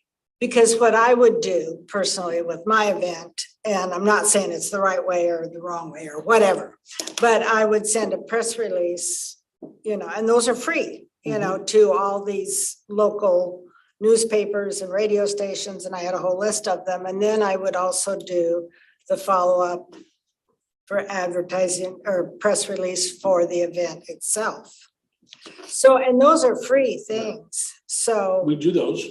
I will tell you, when you send out a press release to a radio station, you're gonna get played in the middle of the night and no one's gonna hear it. Yeah. The other thing is, if you look at a lot of our, like the Olympian just doesn't necessarily have the readership that it once had. And so we found that that's not really a great way for us to advertise. We do send them a press release. They do cover it on their weekend, like what's going on and what's happening. But other than that, and that does help get some folks there. But we found that our best options in getting folks there have been through social media and then through the web platform and through radio has been very helpful. And then we actually have Mix 96 come out the day of and do a live broadcast and live interviews for the first 3 hours of the festival. but do they charge you? Because I know with Fun Fair, it was a sponsorship type thing that they would come out. So what we do is we pay X amount of dollars and then they'll give us so much in kind as well. So we'll do a trade with them for sponsorship. So Blake, maybe just to kind of give us some comparables. So was it a similar setup for previous requests? And can you tell us, I guess, exactly what the breakdown for marketing Yeah, was? so this and is, where it went? this has been the same request that we've put in for Barbecue Fest for a number of years. We haven't changed the figure. In fact, on all of the visitor center, barbecue Winterfest and the golf tournament, none of our funds that we've requested have gone up over the years. So, Yeah, I've been to the Barbecue Fest. I was surprised at how many local vendors were there. I even got to judge and be a judge We on used some. to judge and then take over the barbecue. So- I did get to judge and take home the barbecue. One of our judges tapped out because it was just too much barbecue to handle. Oh, I know. That was also a council member. But I'm not, I don't know how many heads and beds this does, but I do see the amount of businesses that get involved in I mean, we really shut down that area for an entire day there. Yeah, so we have over 60 businesses that come and show up as vendors, and then have a 10x10 space there in the park. So Blake, just to clarify on my last question, I think, again, just getting to at what Ruth was asking, looking at 2022, since this was a very similar request as previous years, and I think the question is, where does the breakdown of the marketing go? Like, what percentage goes to social media marketing? What percentage goes to radio marketing? What percentage goes to printed advertisement? Can we get a little bit more information on that? Yeah, so about, I would say about half goes to radio. 5,000 would go to Thurston Talk, and then our other 5 is promotion through social media and web presence.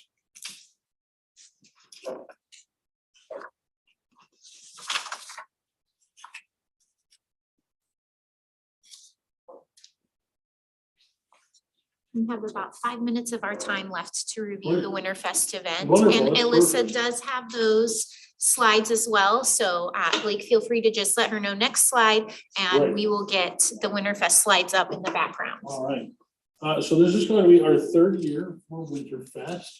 It's the 2nd year that we've done it out at the Lacey Community Center. We are really excited. One of the things that we did last year that we found was very successful is we invited local groups to come in and perform. So we had some Taekwondo and some karate. We had high school bands, we had high school choirs. And so what this did is it brought in, we had, I think belly dancers come in, but it brought in a lot of folks that maybe wouldn't otherwise attend. One, to come in and watch their kids that were in the high school choir or the jazz band. But then 2, after they did that, they would hang out and they would stay and they would take place in our Sip Saver Shop event. So it was very successful. We had, I think, 35 vendors last year. We've actually been able to kind of go in and we've worked with Justin, reconfigured the room a little bit. And so we're going to be able to have more vendors. So we'll have some larger spaces and some smaller spaces. We realized that not each one of our vendors needed a 10x7 or a 10x10. So we're able to kind of shrink and grow that way. But fantastic event we have. We're anticipating hopefully 500 through this year.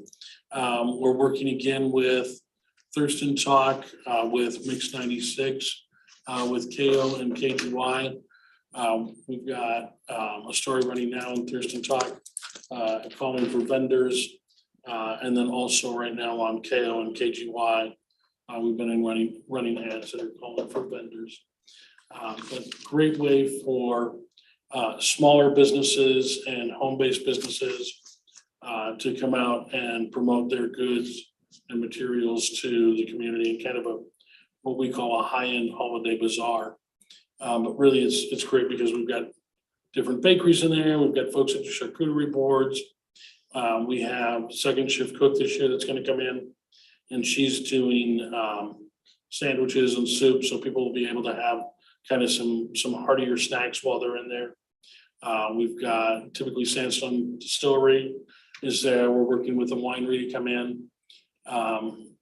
So really a fun event where people can go and spend the morning and early afternoon and celebrate their community and our local artisans that reside in it. What are your hours? We are open from 9 to 3.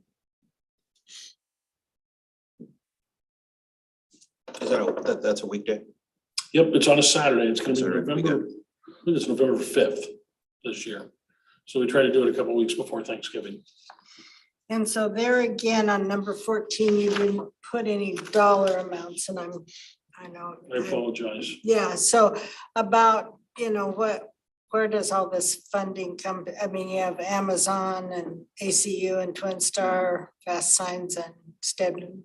Yeah, so Yeah, so those but it is- sponsors go anywhere from, we have friends of the chamber sponsors that start at $250 up to a venue sponsor of $3,000. Amazon is our venue sponsor at $3,000. Stedman was a stage sponsor at $1,000, and then the other sponsors around there, I think we're anywhere between $250 to $500.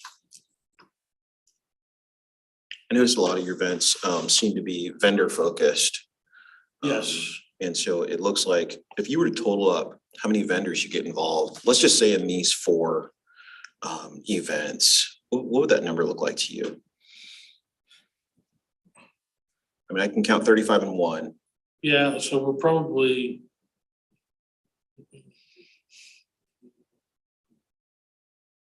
I would say probably around 140 Okay. vendors. And how many of those would you say are from Lacey? Oh, gosh, I'd say at least 120. So you're asking for us to reimburse you for the venue, right? And then I hear you just now say that you have a venue sponsor, so. Well, we have a main event sponsor. I shouldn't say a venue sponsor. So Amazon is our main event sponsor. And they do that through their community partnership program. Are you on a reimbursement basis with them? They, through their community partnership program, they give us $10,000 a year to use towards events Gotcha. and promotion of Amazon.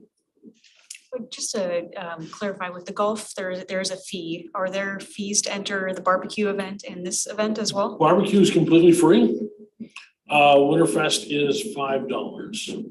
Oh, do you mean vendor fees? No, I mean Oh, participant participation. fees. Yep. Okay. So we do charge vendors to be there. Chamber members, it's a lesser rate, but no, and then, yeah, as our participant, it's $5 to get into Winterfest. Students are free.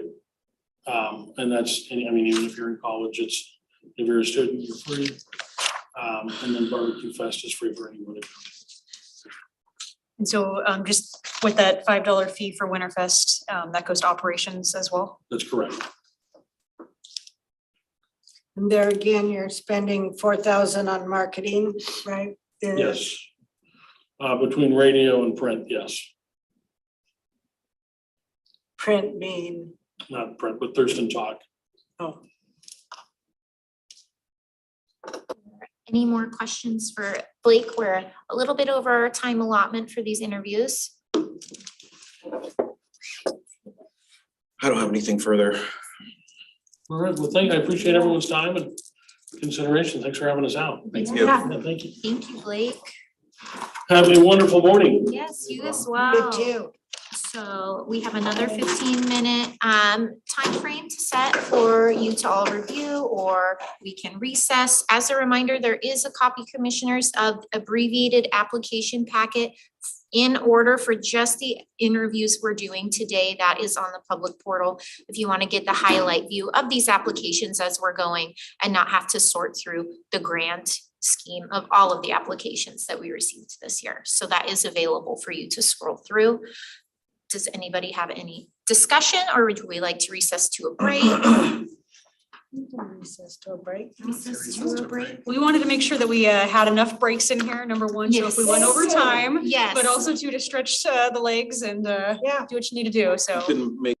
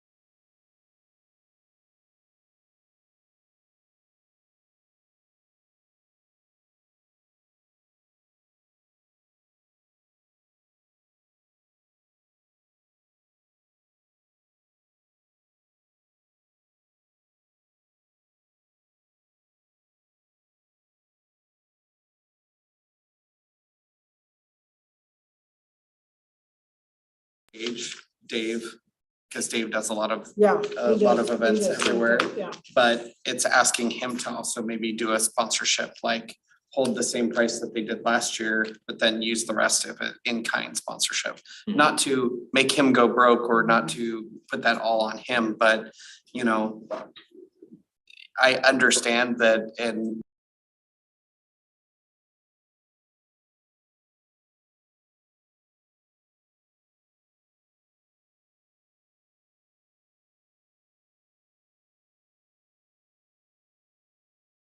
so technical people are still having a hard time with it and recouping lost business. So maybe it's not right to ask Dave to do a sponsorship, but Not probably yet. Yeah. you know, but maybe He gave us, speaking of fun fair, he gave us a killer deal. A killer deal. And I remember somebody asking us what he charged us. And I said, oh my God. So, I mean, he is very aware of. right, budgets and Mhm. funding. We've got about 2 minutes before our next interview, just to let you know, Reach the Beach will be joining us virtually. Okay, So we'll So let that's the- them in the room in the next 2 minutes that's and the then. ALA. Yes, All right. and then after this next block is kind of back-to-back interviews, so just being mindful of our time limit. And then after we finish with all of the sporting events, we can recess to another 15-minute break. All right. I'm looking for the ALA. I think it's in the packet number 2. Yeah. I'm pretty sure it is. Are you in the original packets? I'm Are a you in the huge- new? huge There's a believer that packet they of just need the to interview Maybe increase the applications for fees. today. and Oh, that's okay. why we I'm need to confused figure on the out other. that. Yeah, so if you go Maybe it to, needs to be a reallocation. Agenda packet up PDF or? yeah, there That's is an on- you know, that's abbreviated on them. packet for But today, we and also then have a you can budget click on it shortfall. and it's. We can't fund everything, so. Right, so it's agenda. Agenda packet and then download it. You will be able to see just the applications for today, and they are in order for today. Are you up to speed there? Trying to dig. Yeah. Go ahead and go to the link to today's meeting, Oh, God. Oh, okay. right back here. And then you just download. Once this downloads, you will have the packet behind it, and they're all in the order of our. It's a great way to spend a morning. So it is 10:30. I will go ahead and we I'm have liking this, but we're having Season more from the and more American Lung conversations. Association joining us virtually. Season, are you there?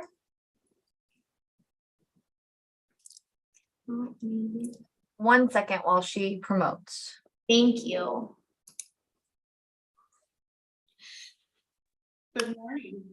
Good morning, and Season, I have your presentation here that I will share, so go ahead and just let me know whenever you are ready to transition to the next slide, and I can do that for you.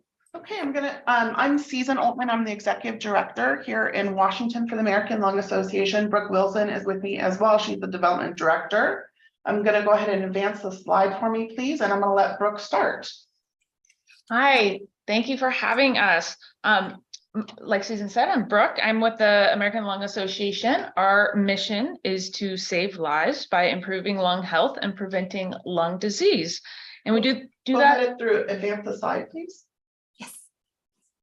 And we do that through research, education, and advocacy. We are here today to request support of our Reach the Beach ride, which is a 100-mile ride from Lacey out to Westport. We actually are gearing up for our ride next weekend, so I appreciate being virtual today as we're gearing up for that ride. This 100-mile bike ride is unique in the sense that 90% of our participants are actually from outside the Lacey and Olympia area. We promote primarily to Seattle and Portland. And so this is very much a destination ride. It's a pretty flat century ride, which makes it a very good first century ride for a lot of cyclists, which cycling is one of the fastest growing sports here. we are asking for support of our digital lead generator campaign. So this is part of our marketing that we do. And I want to thank you for your support of this from last year. This is some of the statistics from last year that we were able to hit. So the timeline ran from July to September 9th and reached 141,000 people with almost 500,000 impressions. Go ahead and advance the slide. We also have our feature you on the website and make sure we do social media posts and also really promote the lodging specials. So since we don't offer packet pickup the day of our event, we do offer it the night before. It encourages riders to come in the night before. We also start very early at 7 a.m. So that also most of our riders are coming in the night before to get an early start for the ride. Go ahead and advance the slide. And here we have our materials that we feature Lacey on, including our flyers, our ride guides, our shirts, and then all our gear as well. And advance the slide. Again, wanting to echo Brooke's appreciation for your support of this event. This year we are asking for increased funding, and that increased funding is to cover an RFP for a potential 2-day route that would occur the calendar year of 2025. So the marketing funding that we're requesting will be for our next year marketing campaign, the lead generator campaign that Brooke just covered. And the additional funding would help us cover a $20,000 logistics RFP to identify a route for a potential fall 2025 date. That route would be similar to events like STP, where there would be a start location, either potentially King County or south, culminating in the day one finish in somewhere like Lacey. Lacey is an identified spot to be our culmination for day one. And then that day two route would be very similar to the route that we have right now. That $20,000 price tag would identify route, lodging and accommodation partners, sanitation, refuse, food, beverage, tourism, safety, and support. And that's a contract that we have already pulled. And I'm going to go ahead and stop there. And to clarify, Susan, the request is for funding in 2024, but the results of that RFP would not be seen until 2025, correct? Correct. What we would like to do in this next calendar year is identify the potential and then communicate that 2-day option at our date next year in 2024. But we have to do the legwork ahead of time. Thank you for that clarification. Questions for the LA? So you're trying to promote or market basically from King County to Lacey, is what I'm hearing correctly? And then from Lacey to Westport? The route, sorry to clarify the question, the route, you're asking the route for the 2025 event? Yes. Potential. The route for the 2025 event could potentially be King County to Lacey and Lacey out to the coast. There's also an option for it to look like Portland-ish to Lacey and then Lacey out to the coast. Okay. So, and I guess, is there a possibility that the midpoint would not be Lacey, that you guys would choose a different midpoint? Again, we haven't done a whole lot of the legwork. We have appreciated your partnership in the past, and I think that us coming to the tourism departments this year is to help us kind of identify who that partner is going to be to help us resource this and fund it. So the answer is yes, potentially there, it is not going to be Lacey, but that's what our hope would be.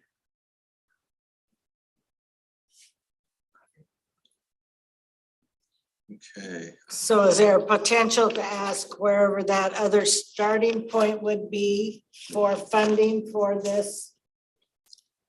Correct. That is the intention, is that we are asking for tourism partners that we already work with, which include Lacey, Olympia, Grays Harbor County, and Westport, which are tourism partners that we already work with, to help us fund this RFP. Obviously, we know that the RAC is a great location for us to start.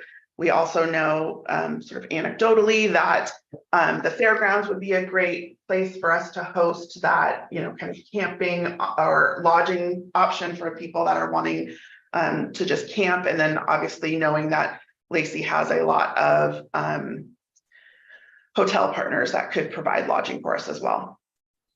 Is this gonna be your first event where it's like a 2-day midpoint, start point, midpoint, endpoint event, or have you guys done one of these before? So we nationally, our cycling program is called Cycle for Air. We have multiple events nationwide that are multi-day events, but this will be the first event that Washington would accomplish. And just to add to this, Oregon is also looking at a 2-day event, and Oregon has a route and ride Reach the Beach Oregon that is very similar to ours. Are we looking at asking other funding partners to also pick up additional costs for the 2-day ride? Can you clarify, pick up like the to So share are the you- $20,000 cost, or like in general the logistics of the event in 2025? I'm looking at both of them actually. So like, cause we are starting, not necessarily, well, we are in Lacey, but there are other communities that you are going through. So are there other funding vehicles that you would be requesting an increase from as well? We have talked to tourism departments as well. So for example, Experience Olympia, and they're very interested or have expressed interest in helping us, like, you know, bring this 2-day event and all of the lodging that would happen. If you have ideas, we would be more than excited to hear them. I personally was thinking about, like, if you're starting in King County, have you gone to King County and asked them for funds to do this RFP? That's a Or great. whatever, wherever that start of the 2-day would be. That's a great suggestion. We currently don't have relationships with outside of Thurston and Grays Harbor County with tourism departments. But we certainly would look to add those depending on where the route occurs. What's the amount of increase on this one? So the increase. $10,000 increase from last year's request. Okay. Does anybody else have any other questions? I've got a question really Yeah, please go quickly. ahead. So, you know, as part of the RFP, and I recognize, hey, this is a study that would be done in the future. So, you know, a lot of this is speculative, but maybe also thinking about what some of the other partners have done when they've had 2-day rides. But you had mentioned a possibility of camping for a second day. And so I'm just curious, what have you seen, I guess, maybe from other organizations when they hold 2 days? What percentage camp and what percentage stay in hotels? Those are, I'm going to give you just very anecdotal numbers because I don't know the exact percentage, but Seattle to Portland, the Cascade Bike Ride does camping options at Centralia Community College, but then has a sellout of all vacancy through Centralia, Chehalis, you know, out upwards of 30 miles out from that point.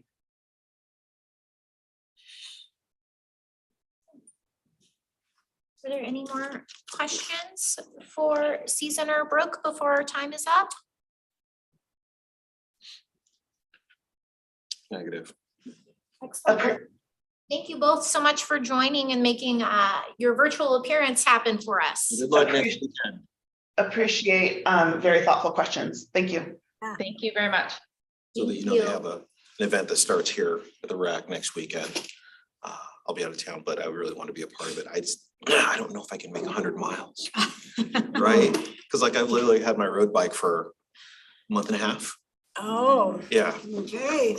You're not quite in shape, is what you're No, saying. yeah, I'm not quite there. I've ridden to Tolme. Okay. I can certainly tell you I could not do it. Okay. No. Do you have a road bike? I do not. But even if I did, I could not do it. I don't know if I'm 100 miles ready yet. Okay, who do we got next? Next at 10:45, we have the Deschutes Rugby Club here. Come on up to Shoots Rugby Club. Thank you so much for joining us today. This is one of our favorite places to come. You guys have been so nice to us. Hiya. Hi. Are you Thor?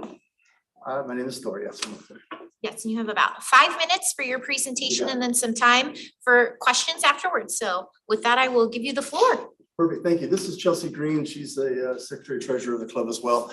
And I'm the president of the Shoots Rugby Club. You all were very kind to us last year and we are grateful for that. We received, I think, about 23 grand from you all last year, something like that. And let me tell you what we are, just so you know. We started last year as a brand new Division II last year, rugby team, men's senior rugby team. This year, it's much more. Now we're a Division I men's team and a Division II women's team. And just so you know, there's a Division IV men's team in Yakima that we formed as well. So we're growing and we represent the South Sound. There is another rugby team in town, but that's just a little thing compared to what we're doing. We're a pretty big deal. As you know, we are home based out of the RAC. Field 4 at the RAC. Your Parks Department has been so very, very kind working with us. And now you have permanent 40-foot uprights at the RAC. You have the nicest, it is the nicest rugby pitch on the West Coast. That is not a joke. That's not hyperbole. It's an international size rugby pitch and it is the nicest on the West Coast. This is what other people have said, not me. So your Parks Department are really good groundskeepers for us. So we appreciate that very much. We also store all of our stuff over there in the shed and they're just so good to us. We have a very good relationship with your Parks Department. We're very grateful for that. This year's ask is based upon a growth, basically. So here's what's going on. Not only am I the president of this thing, but I'm now the vice president of the union. The union takes over 3 states. It's all rugby in 3 states, Oregon, Washington, Idaho. The treasurer of this club is the vice president of the club is the treasurer of the union, so all 3 states. And the women's representative to our club is the women's representative to the union. We just took over the union, guys. And so what we did is we brought all the events to the RAC. And so this, I said it last year, for those of you who might remember that were here, that we, along with the Parks Department, want to create a rugby park at the RAC. There's plenty of room to do that along with the soccer. It shouldn't just be soccer. There's plenty of room to create a rugby park. And you're doing it now because all the events are coming here. We're talking about Nationals. We're in the bid to get the Nationals there. I have talked to the Parks Department about getting connectivity. We need uplink, downlink for streaming purposes, and I know they're working on that. That's a separate issue. But also the playoffs for for our food, the region, the Pacific Northwest Rugby Football Unit. The playoffs are already scheduled there. The fields are reserved. We're doing a Hall of Fame dinner at Ricardo's, 2 blocks away. And that'll be November 4th or 6th, whatever that Saturday is. And you all should be there. It's going to be a big deal, probably about 300 people. And that's a first of a kind. And so we're bringing all this stuff to Lacey. We're making Lacey a rugby capital. And I told you last year I was going to do it. Now I'm doing it. This club is doing, not just me, but everybody around us is making it happen. So we're coming through with our promises and we're not done. So a lot of the ask you see, so I probably only have 2 minutes left. A lot of the ask you see is expanding out the field capabilities at the RAC. So it's not new permanent uprights, but temporary uprights that can be removed. So sleeved uprights that can be removed so we can convert fields. Bleachers so that we can have people actually sit in the stands. Our first home match was last Saturday. There's probably 100 people there, but they're kind of sitting all over the grass and everything. We draw people. We work very closely with Jeff at Experience Olympia and getting heads in beds, and he's always reserving stuff for us, like the Pinar Food Dinner. I don't know how many beds we got reserved for that. And, we have Boise come up and Portland teams come up and all this other stuff. So we always have action with Jeff and getting room blocks and the like. But the rest of the aspect of the ask is basically filling out the requirements to have high level rugby competitions at the RAC. That isn't just us, because we have our equipment. But when you have more than one team there, often you're going to have 5, 6 teams or whatever. you gotta have stuff and, I don't see the union buying that stuff because they don't have any money yet. We're working on that. It's a different thing with fundraisers and the like, but I think the city should help provide that to draw them here. That's our take on that. In addition, we brought you another sport. We brought you Gaelic football and hurling, the GAA team out of Tacoma, the Rangers. You guys know what Gaelic football and hurling is? If you don't, look it up. It's the most fantastic thing ever. Those people are the toughest athletes in the world. They are crazy. But the Tacoma team, now there's a full-size Gaelic pitch. That's a thing because it's the size of a cricket field almost. It's huge. So if you take fields 5 and 6 at the rack, the soccer fields 5 and 6, and you put a pitch on them sideways, that is a Gaelic football and hurling pitch. And so they have a tournament coming in middle of April. I don't remember the date, but middle of April. And so they come and run with the rugby team, and then we run with them, and we try to bring down as much Gaelic stuff starting in April, May, June, as they kind of run summer. We'll bring it down as much Gaelic stuff as we can possibly do. They do tournaments, and when they have tournaments, they bring people in from Seattle, Montana, Oregon, California, Colorado. They bring in lots of people because there are not a lot of Gaelic clubs on the West Coast. They're all on the East Coast. So when they do them big. And now you have Gaelic sports here as well, kind of under the umbrella of the Deschutes Rugby Club. That's a lot. I think that was 5 minutes. So, And a quick clarifying question, the application is for 2024 funding, Yeah. but the event is 2023 and 2024. Can you highlight, I guess, how long the season is and how Yeah, that would apply to 2024, please? yeah, this is the same thing as last year, because the season overlaps the year. The rugby season starts now, but it goes in through April and then starts again in the fall and goes through April. So we overlap the calendar year. And the GAA is a little bit different as they're going to start basically. They were playing with us a little bit, see if we're kind of feeling it out. But now they're going to jump in. I think the April date is the first big one, and then we'll start running their tournaments at the rack and kicking those soccer players to the side a little bit. So they're gonna need 2 fields. They take 2 fields and make it 1. And then they would use our field, field 4, as a smaller GAA field. They can make that work because that's what they're used to doing. They're used to playing on American football fields, which are even smaller than a rugby pitch. And so to get a rugby pitch, they're very delighted to have that, and they can use our goals. But to have a proper GAA pitch, that is the only one in the Northwest. Again, you have an international size rugby pitch, you have an international size GAA pitch. That doesn't happen here, and both on grass. You have an exceptional facility here, and we are eternally grateful to be a part of it. So thank you. It is amazing what you have here. Does anybody have any questions? Yeah. Number 14, and I've asked this from other people who haven't filled this out correctly or, are giving us all the Remind me what it information. is. Yeah, so the amount of funding you get from sponsorship grants, merchandise sales and things, can you kind of give us an idea of how much that is? Yeah, I can. So we are funded a couple different ways. Last year when I saw you, we were not funded by club dues. We were funded only by our partnerships in the community, of which we have great ones. Okay. This year we have different. Are they all different? I don't know if they all are. Maybe there's a little bit of overlap. But we have community partnerships with Pine Star House, Scott, with Capital Heating and Air, a trucking company up in Sumner, this kind of stuff. So we do a lot of that kind of stuff. There's a cidery in Tumwater that's doing a little funding. So we get a percentage of that. Don't ask me what that percentage is. I apologize. But there's probably 30 grand there, 25 grand, something like that. Totally, in all From these that. sales, yeah. Club dues, last year we did not charge club dues. This year we are. We're only charging $150 per player. Not all players pay that because we do have a deprivation sort of thing. Yeah, if they can't do it, that shouldn't be a barrier to entry. That's silly, right? So we probably get about $5,000, $6,000, $7,000 from that, maybe across all teams. That includes Yakima as well. So I don't know how to recount that. So there's probably 20 of them over there. So that's a couple $1,000. And then the rest of it is through beneficiaries such as this. And we do other things such as fundraisers. We had a really wildly successful Burns night last year.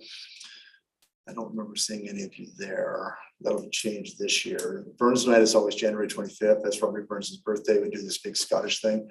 Last year it was downtown at the Wild Man. This year it's going to be on your turf. It's going to be at Ricardo's, and we won over 100 people there. Last year we did, I think, about 75 people. We made about $6 grand. This year it's going to be at Ricardo's with haggis, neeps, and caddies is really what it is. We eat haggis, sing songs, play bagpipes, do Burns' ode to the haggis, song to the haggis, this kind of stuff. It's just a good Scottish time. That's a big fundraiser for us. We do other little fundraisers like that. We actually made a little bit of money on a pub crawl last year, which was shocking. Made a couple $100s on that, which is great. So we do a lot of things like that. Did I answer most of your question there? You mentioned streaming up and down. And Yes. my question was, is there a future plan to monetize said streaming?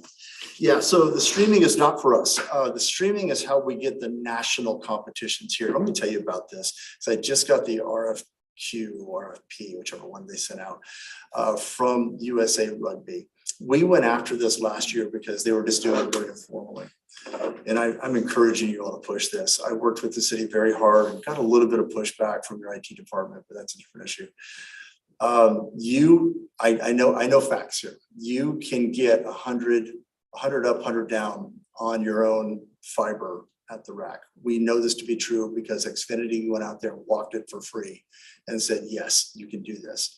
And I know how much it costs, and it's not really that much, and it's not in our ask because it's not my deal. But as soon as you get fiber out there, USA Rugby will give you a 4-year contract for Rugby Sevens, which is played at the end of summer, and for Rugby 15s, which is played at May. And those are national teams that come here and they play over a long weekend. And they stream that. That's not me to monetize. You guys can charge your own fee for that. That's what the streaming is all about. You really need, in my mind, you really need to put fiber out there now. And why that wasn't done when you put it in, I have no idea. But you have a rugby park, my friends, and people want to use your fields there because they are the best fields. And you have plenty of hotel rooms around here, and you have restaurants nearby. You have created something here that is truly amazing and is lasting. There aren't rugby parks in this country, and rugby is very popular here. And I said this last year, it's worth saying again. The Rugby World Cup, which is happening right now in France, so I encourage you to tune into Peacock and watch the international games. That's coming to the United States in 2031 for the men's and 2033 for the women's. And if you think that we're not going to get spin-off games here with some high-level clubs here in Lacey, I guarantee we are, because we have the best pitch and everything else. We're going to get games down here with people that really want to watch these matches and stream them. And Clock's just- ticking. Yes, just wrap up, any final questions before our next? I'm sorry, I'd love to interview? talk about this. One question that came up previously was question 8, which was regarding hotels. There was a mention of, yes, you've been working with hotels, and just some more information was requested by the committee. So can you Yeah. provide a little bit more on that? Yeah, sure. Jeff at Experience Olympia is our buddy. And whenever we call him up, hey, Jeff, we're gonna have this many people. That was terrible, I apologize.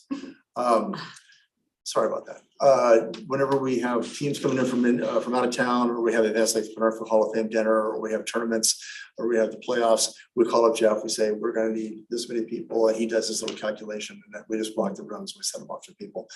How many does that equal? I don't remember what we put, if we put something in there or not, but there are hundreds of beds in any given season, which is over the calendar year, right? Hundreds of beds that we are responsible for filling.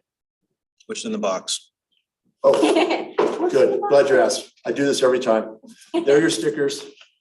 Pass those around, and there's your home and away calendars for the men and the women. Thank you. Excellent. I don't have the little stickers with me today because Chelsea didn't bring them. I do have them. Any more questions for Deschutes Rugby Club I do before we question number transition? 20. It What's says it's multi-day events. Is your event multi-day? You said 639, which is great, you know, for us and everything, but how many of those events are multi-day? Versus So, just like a one day? like Matches are match? 1 day, Okay. where they stay over because there's always a social afterwards, so they can Oh, stay over. okay. That's a rugby tradition for to have a social, and they're open to the public, by the way. You actually come to the socials, they're great. We had 150 people down at Scott's Pines Doghouse on Saturday. 150 people running around there spending money in the city. It was great fun, and everybody was well behaved, and kids were there and all this kind of stuff. It's family friendly. Yeah, it's great. You all are more than welcome to come to socials all the time. And then tournaments are multi-day. So that's kind of how that breaks down. Right, you know, I'm just looking out for the interest of the hotel, so just making sure that We're trying to get heads in beds, man. You know, I'm seeing 639 events, but only 100 rooms, you know, acquired, so I'm just kind of Right. crunching the numbers in my It head depends, here. like when Boise comes to town, Sure. they gotta stay, because that's a long way, right? It's an 8-hour drive. Sometimes they fly, but they stay.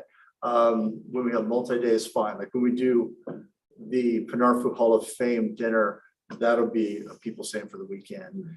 Also, by the way, I'm sorry, I know we're out of time, but that day, the Field 4 will be hosting Seattle versus Boise. And that's very important because Seattle was second place in nationals and Boise was second place in nationals in Division I, Division II.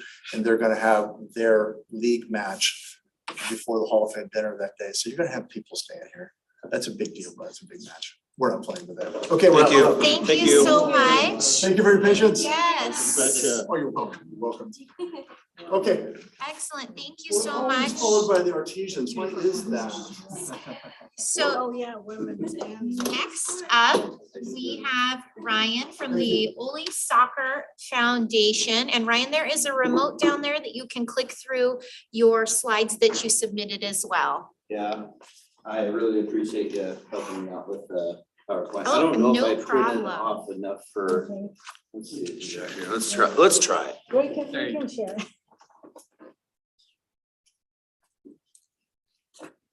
Thank you. You want my CD? That would be great. Thank you so much.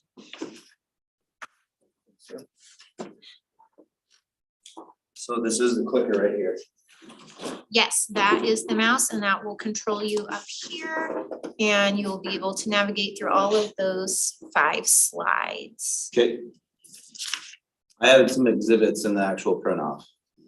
So we can cover those at some point. Just let me know when my timer starts. And you are go ahead and good to go. Thank you so much. All right, sorry, I don't know why, I'm not super nervous this morning. I actually used to kick field goals for the Huskies and I thought that was nerve wracking and for some reason I woke up this morning being like, oh, I thought it'd be like a presentation. And it was like, well, you know, I don't know. And then top that off with too much coffee. It's the Yes. coffee. Yeah. Yes. So the Ole Soccer Foundation essentially houses a professional amateur USL soccer franchise for men's and women's. Also has arena soccer teams and also it does youth camps, clinics, leagues for the community. We've been around since 2014. And I think for us, our growth has been exponential in the last 2 years, especially with signing the USL franchise and then calling South Sound Stadium our home, which is just down the road at the North Thurston School District. It's a nationwide franchise bringing teams from around the nation. There's only one women's USL franchise, which is us in the state of Washington. So all of the teams have to come from out of state, California, Oregon, et cetera. The corporate office for USL is in Florida. They're frequently coming up, staying in hotels and hanging out for multiple times a year to visit with us and have quarterly meetings and things like that. Having said that, my biggest thing this year is I felt like I severely shorted what it took to operate the stadium, trainings, facilities, for the amount of USL home matches we have between 2 teams. And I was basically, $25,000 short. And so they had to really tank other things in the club to make sure that I was paid. ticket sales, sponsorships, things like that to make up the difference. I'm on payment plans with a couple. So it was just one of those things where it wasn't that it was like necessarily poor planning, but more so we're now basically relegated to the largest stadium in the county, which is South Sound Stadium, to maintain our USL franchise compliance. So 1,500 seats, things of that nature, showers, lockers. I don't know if you know this, but South Sound Stadium is actually the only stadium that has showers underneath. Actually a part of the actual complex, like Olympia High School doesn't have showers. I wonder why all those football players aren't showering after games. Go North Thurston. Yeah, North Thurston. So that's a little bit of an overview.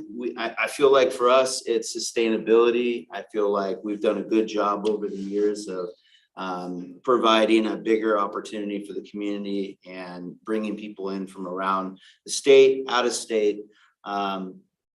I think another thing that folks should know is I know we're called the Holy Soccer Foundation, DBA, Holy Town Artisans, it's just the name.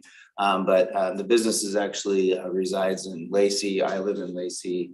Majority of my staff lives in Lacey. We just happen to use Oli because we felt that in grade school you learn about where all the capitals are, and it's easier to market with a USL franchise if you use a capital in the name. And it originally started in Olympia, the former ownership. So we're just kind of stuck in branding with Oli for now. So I just want to let you know that this is in Lacey. I think the big thing for us was our attendance in 2023 for USL matches, 10,000. And we do free ticketing for youth. And we actually, I don't know if I can get rid of this thing up there, but that is a foam cannon. And every single home match, we did a community family oriented event where photo booths with moms, flowers. We bought at a local flower shop. We did foam cannon. We did inflatables. We made it more of a community, like, I don't want to detract from the soccer, but it was a big community event that we could then let our other clubs know from out of state that this is a big family event. You're going to want to come to this, experience your team playing, have some fun, things like that. And I'm not sure if I can get to the, is there a final slide? Is there any way to play this, and is there sound? Is that a video in the center? Yeah. No, no, it did not come through as a video. Huh. Interesting. Is there a way to exit out of the presentation screen? I have to show you this. I think it was super neat. Where do you want to get to the web? Is that what you're trying to do? Oh, just the slide. Yep. I just want to see if I can pull it up. Sometimes when it's in presentation mode, it doesn't work. All right, well, maybe it's not gonna work. Oh, there you go. And then click that box. Oh, it should Looks be. like it's just a giant image on our end. Yeah. Yeah, really It's a rasterized somewhere in the, interesting. do we Okay. have his Can you presentation? scroll down actually? Oh, just on that slide. See, mine has like a play button right on it. This is something that was emailed to us. Can you pre- Yeah, we can provide this to the commissioners later to show the video and make sure if it was supposed to come. Can you press on the image just real quick? Interesting. Okay. Anyways, that was a full crowd. And that was our vetting with USL before, I know I'm at the end. But USL selects host cities for the USL national playoff for men's and women. And that crowd, that was their vetting, and those photos were from their vetting when they visited from Florida. And there is a letter at the end of the packet that shows that they're wanting to host in 2024 at South Sound Stadium.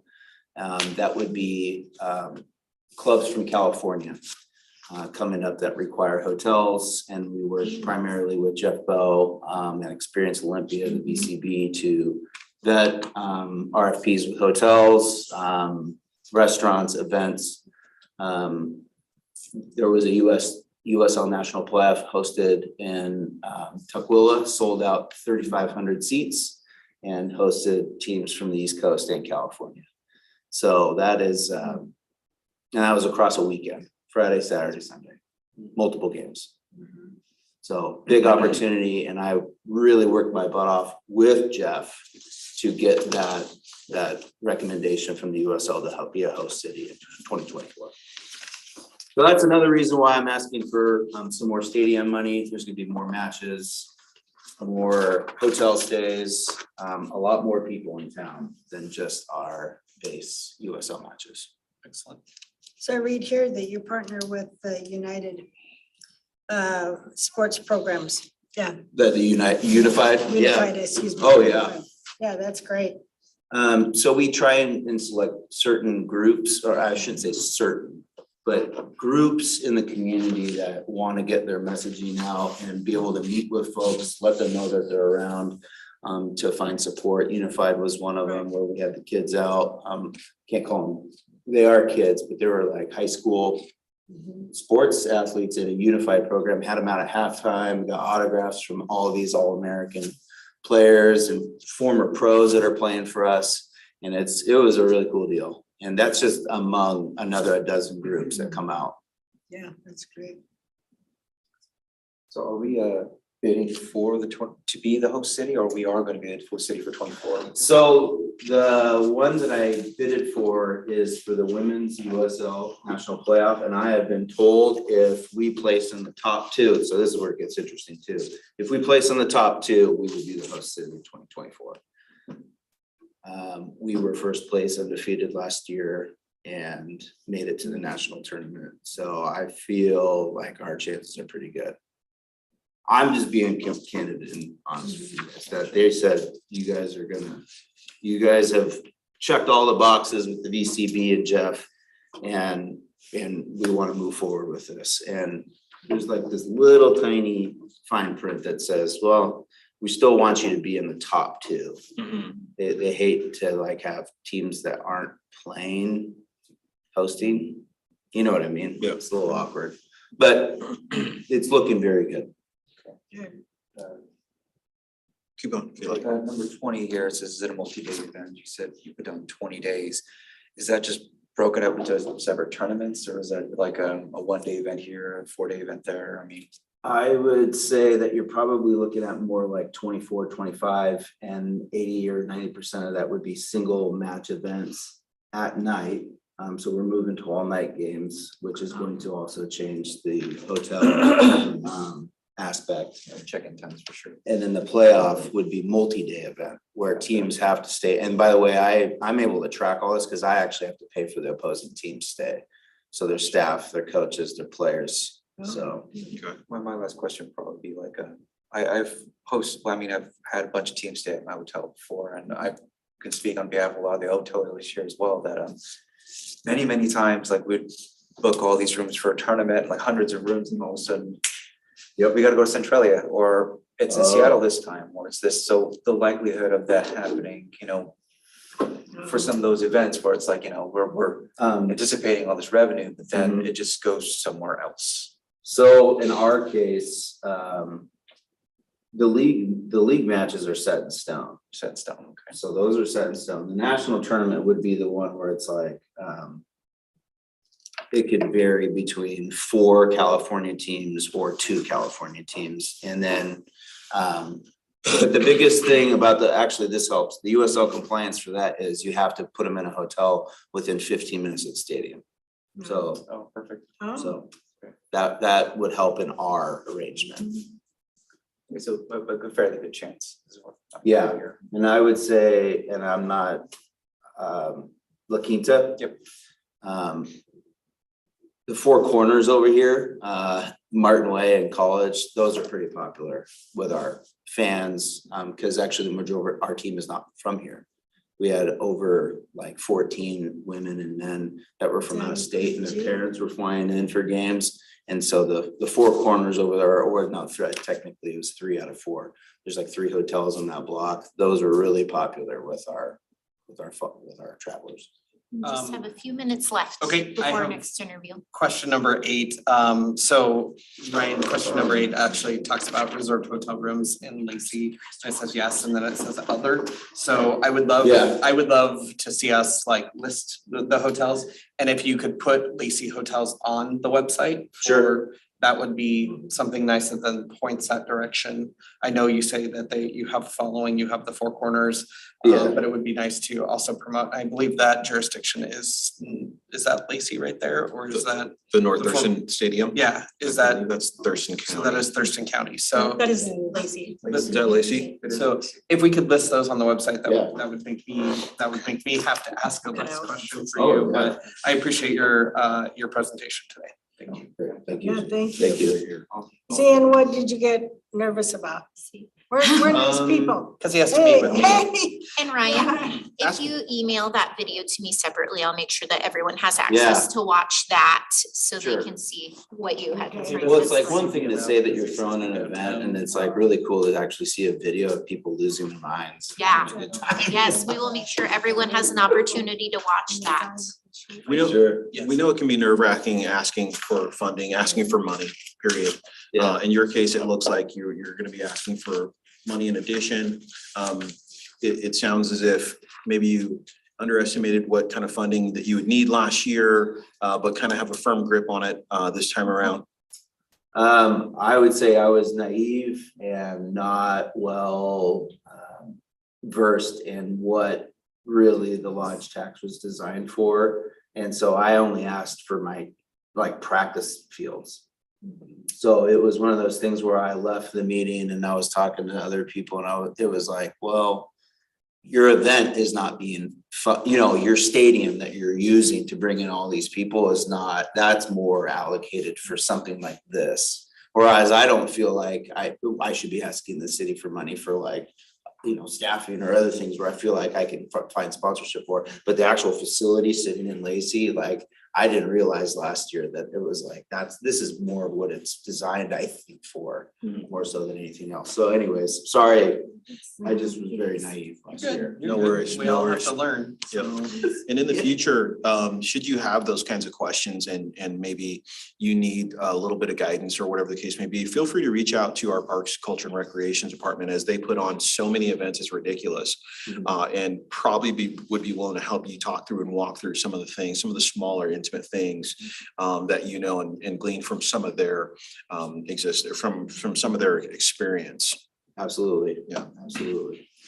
Thank you, Ryan. Thank you so much. Appreciate it.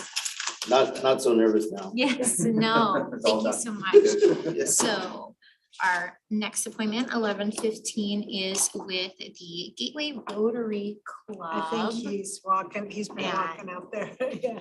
Jennifer, Afraid to you come want in. to reorganize? No, come on in. Hi, how you guys doing? Great. Hello. And up there, Nathan, is a remote so you can navigate through the Okay. presentation slides you provided. You have about 5 minutes and then a little time for questions after your presentation. Hello, everyone. My name is Nathan from Gateway Rotary. Okay.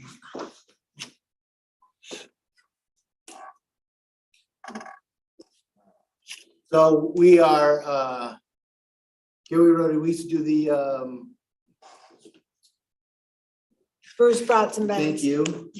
Unfortunately, we just couldn't sustain that and to our chagrin, we had to switch pivot like everyone after the COVID pandemic. And we kept with the 3 Bs and we're doing bunkers, balls and birdies. So we're doing a golf tournament now. And this year was our first year that we did it. We had 128 golfers, approximately of that date, according to Olympia and beyond, there was 6,900 visitors that day. Out of town, 196. Almost everybody stayed overnight. But only 4% or roughly 8 people stayed in lodging. But that did average $125 per head. Now, we probably only had one of those, if any, honestly. Because the golf tournament was a morning event. We understand that, but part of why we're doing this for LTAC is we are specifically now, we're gonna target outside of the county. So it's not just in Thurston County. So primarily Pierce, a little bit of Kitsap County because of the 2 military bases, because we, like everyone, we have partnerships with all the different military organizations. And we're gonna leverage those things. Leverage military, the 1-2 Striker Brigade. And I'm not quite sure who the Navy counterpart is now that the USS Olympia is down, but we'll find that out shortly. And with that, we have our event already scheduled for August 7th. We'll hold the tradition of first Wednesday of the month. We already have this going. We haven't posted it yet because we're waiting to send our last of the thank you notes to the sponsors and golfers and volunteers. Don't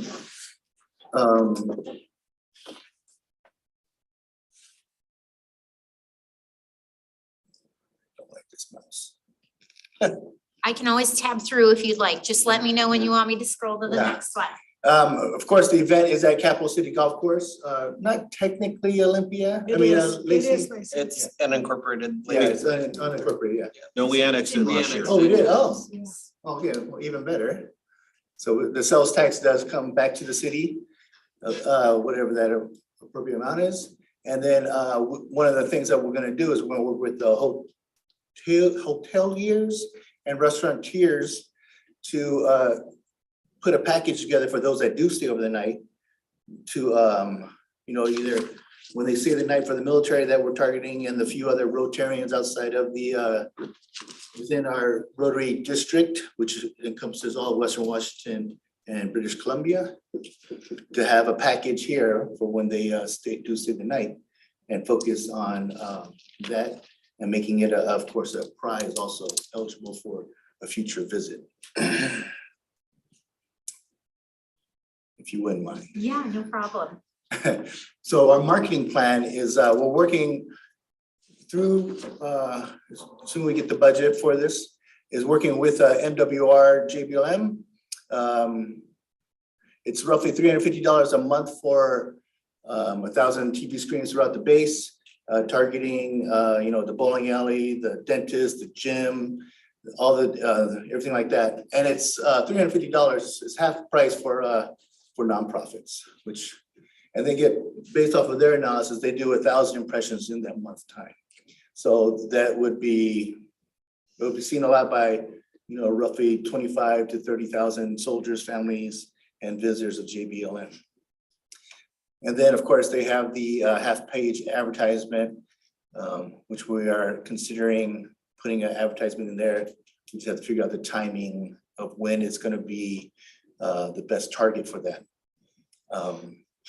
Nothing unusual with that.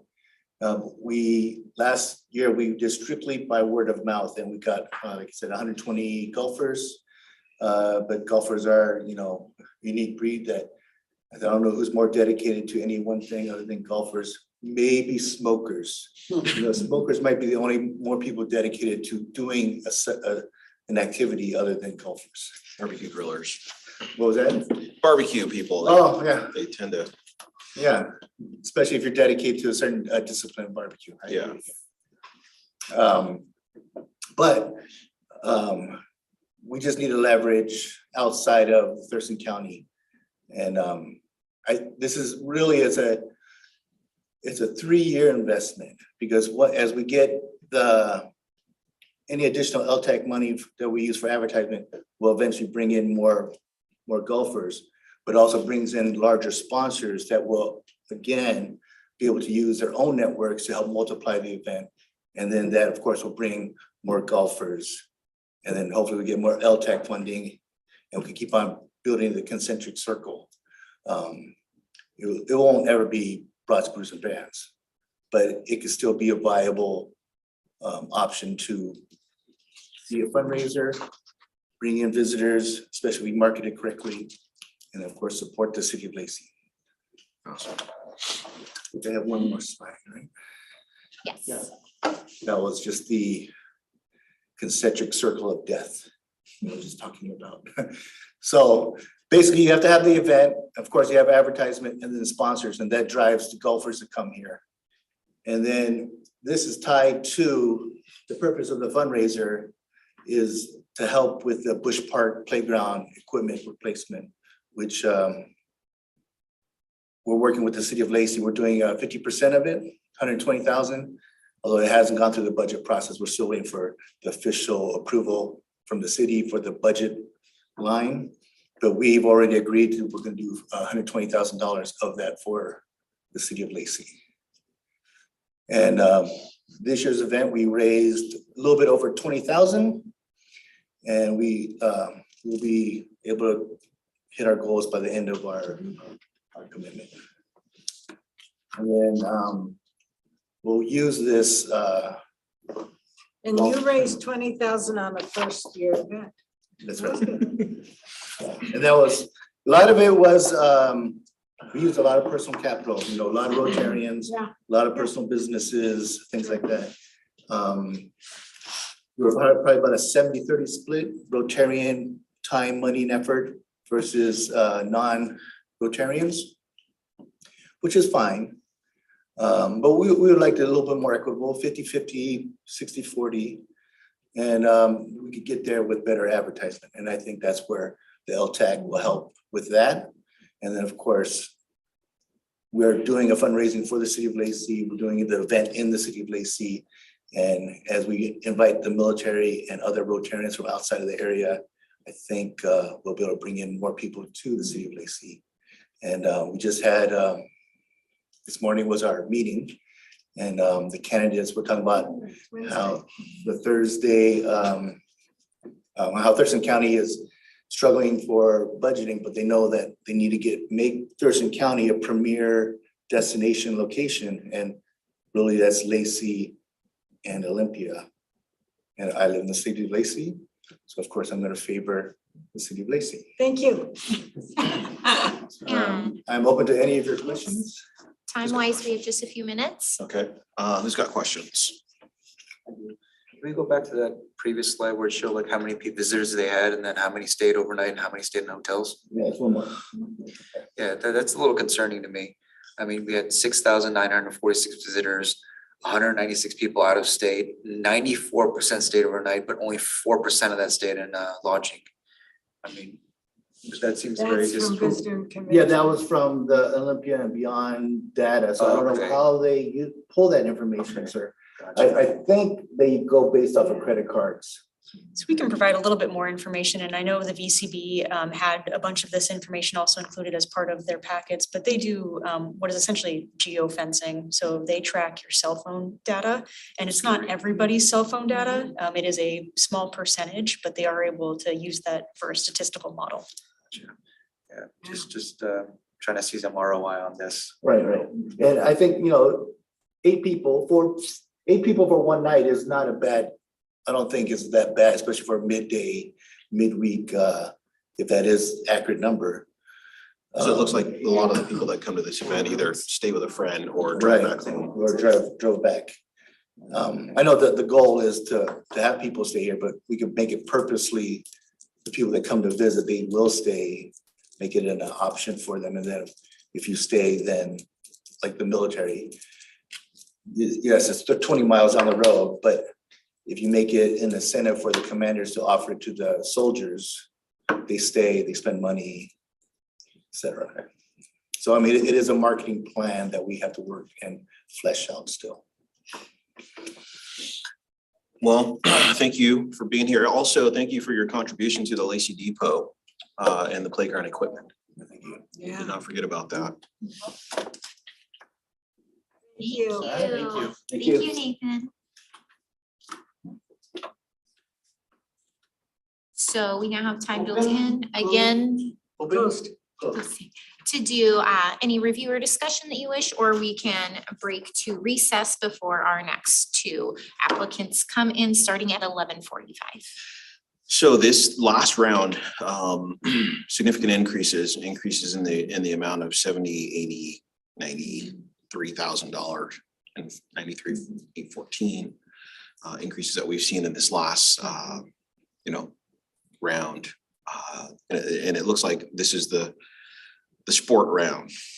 Yes. The sport round has the most amount of increases to their bottom line, their budget. Bunkers, balls and birdies, are we really considering them to be a new, I guess it is a new request, and it's the same group, different event. I don't know if they quite qualify as a new request, but we didn't put that ordinance in for setting aside 10% of our budget specifically for a new request. We never really made it that far with that initiative. I would love to see some of these events really get going. I see the rugby as presented, finding, showing a lot of promise. And the Old Town soccer with now our field over here at North Thurston being designated as a, what did he call it?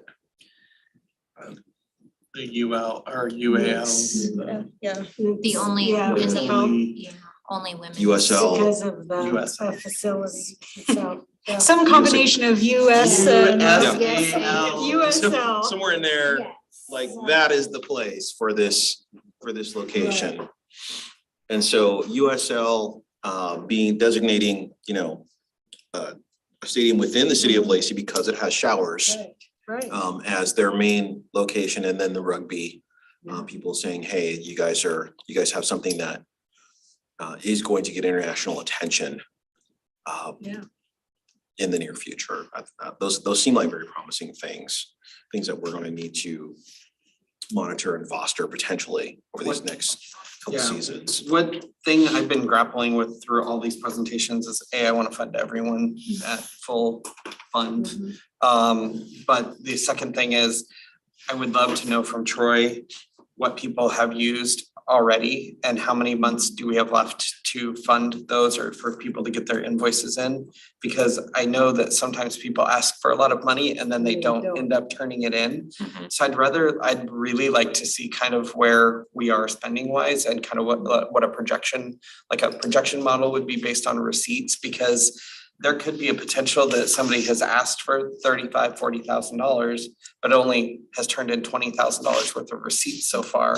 We have that right here. So just, I guess. let me just, before we get too far with this, I want to make sure, and I just want some clarification from Shannon. As these meetings go on, the expectation for each meeting, so we're not looking to make funding decisions today. This is just a review day, is that correct? So let me, I guess I can jump in there and Yeah. is there another follow-up to just that, let's- Engineer? Sorry. Let's just go ahead and lay out the schedule and expectation as these next couple of days and weeks unfold, so that we're all clear about, what is being asked for to each junction of this funding cycle. I know we've been through funding cycles before, but what is the expectation by the end of today? What is the expectation by the end of next week's meeting? And so on and so forth, so we can calibrate our responses to what we're hearing and seeing and be ready for those points. Sure. So I think all of these are really great questions. And so like Ruth pointed out, we did have year-to-date spending presented to us. Correct. And it was, I think a month behind, but it does give a really good understanding. But we do have events that go all the way into November and December for, our next presentation, just as a really good example with our Chris Kringle market that we funded Right. previous years. So as far as, knowing how much is going to be unspent by the end of the year, I think that is maybe a good discussion to have as we start looking at what this group wants to move forward with and what might be some options if we were to come back early next year for unspent funds. That could be something that could be discussed as part of, the February meeting that we're looking at. To set kind of the foundation for what we're looking for today, today was really about getting all of the organizations that applied that you all wanted to see presentations on out in front of you, just to give you a chance to present some more information on some of the questions that you had, as well as for you all to have a kind of question and answer session with all of them. We don't intend to make any decisions today. It's more of just, again, getting that exposure, answering those questions. What we do want to show you all at the end of the meeting, once everybody has presented, is a tool that we have put together that we want to make available for you all while you're contemplating what kind of the next steps look like. And what we do want is for for Monday to be the discussion on, okay, we've heard, some feedback from you. And now we need a kind of a final recommendation that we can take and plug into the budget. Troy can move forward to make a recommendation to the city council. So we are looking for a recommendation next week, not today. And at the end of today, again, the last item is the budget tool. And so we want to just kind of go over something that we put together to help you jot down what your Is that what ideas are. that is? That is exactly what this is. Oh, So we'll- color coded and everything. We'll go into detail, but the idea would be that, you get to go walk away from this meeting and think about what you think should be funded. And bring it back to us and send it, and then we can take a holistic look at kind of what the whole committee is, so we can have some streamlined discussions on Monday. And Troy will be present on Monday to answer any questions as well and help with that. And just as a reminder, we do have to have that decided and submitted by Thursday, so. Troy is here avoiding the heavy lifting here today. Is that So what's happening? Troy's at a To the conference. He would love to have been conference. here. Of course. Yeah, So sure. if- Just like Rick, huh? And thank you. Barbecue And conference. thank you for that. If Yes. we can put, because I know we've been throwing out great ideas all along, if we can definitely put a February parking lot agenda of unspent funds, that would really help me going forward, because I do know that there are events that we do fund and then they don't turn in their receipts, or they don't turn in, or they don't hit that per dollar amount. And for me to make that whole big picture view, and I don't know if the rest of you are all like this as well, but if somebody's coming to us and then there's money that they just didn't spend for whatever reason, that might propel me to ask that question. I see that you didn't spend this money last year, which is kind of a bummer, because I could have funded somebody else or made that recommendation to Sure. fund somebody else. So that would help me with the big picture. Yeah. So if we can definitely add that to a parking lot agenda item, that Yeah, would be. and we really want to tie that into, again, just a presentation on how everything went last year. So not only like, what did you spend, but come back and tell us again, how many visitors did you see? How many people stayed in hotels? So we want to get all that information. And so we certainly want to take a look at that and then circle back to, some of the bigger questions that Sadie brought, during presentations of, do we want to continue to look and refine this tool, take a look at some of our applications, take a regional look. And so those are all ththings that kind of in that February ballpark, we'd be looking for another meeting. And I like the idea of that we're not just 3 months out of the year we meet together. It's because there's dialogues and conversations that can happen. And I know one of the things when I first sat down with my interview, talk about intimidation, the Mayor Ryder and Ruth, more Ruth than Mayor Ryder, but one of the things they said is what kind of things do you want to see? And I said, I would like to see us meet with the other jurisdictions, because there could be things that we're funding that just aren't in our wheelhouse in comparison to somebody else. It's So really interesting too, to see what other jurisdictions fund. Mhm. It's been quite interesting. I totally agree with you on the accountability Yeah. part. This isn't free money. I mean, it's Right. very personal to me because it's lodging tax dollars. Right. It's money that I'm working for, Right, And, case in point, 8 people in a hotel room, That- or That's that's. was kind of a buzzkill for me, If you honestly. if you have 2 people per hotel room, I mean, and one night stay, that's not a big deal. I mean, that's not very much. Yeah. If golfers are really as dedicated to their, craft as he's saying, you can get funding somewhere else, Now, honestly. and golf tournaments should be a fundraiser. I mean, if they're not doing, they made $20,000 last year.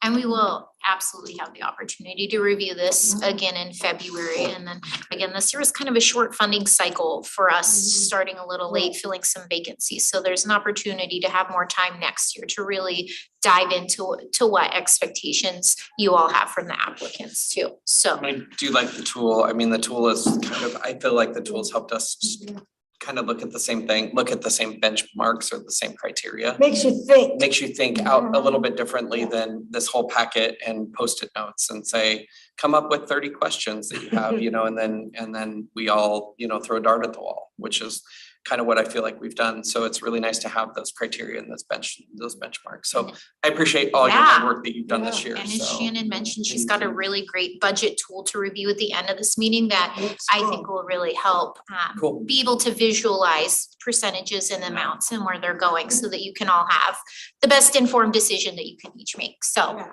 we do have that coming up at the end of today, and I can make sure you all get another copy that Troy provided of the budget. As Shannon mentioned, it is a couple months behind behind, but it does include the rolling year-to-date total of who has expended. You'll see some events have already occurred and submitted 100% of their receipts, and some events maybe haven't occurred yet, so you will see some discrepancies there, but we can definitely make sure you have a copy of that before Monday's decision meeting, which, to follow up, Deputy Mayor, will be the date that we expect kind of recommendations and decisions on the funding and how much to move forward with to present for the budget. So I know last season we talked about the possibility of having a February meeting. It didn't happen. I really want to make sure that it does happen this time around, because there are some off-season things that we really need to take care of off-season so that we don't try to cram them into a cycle.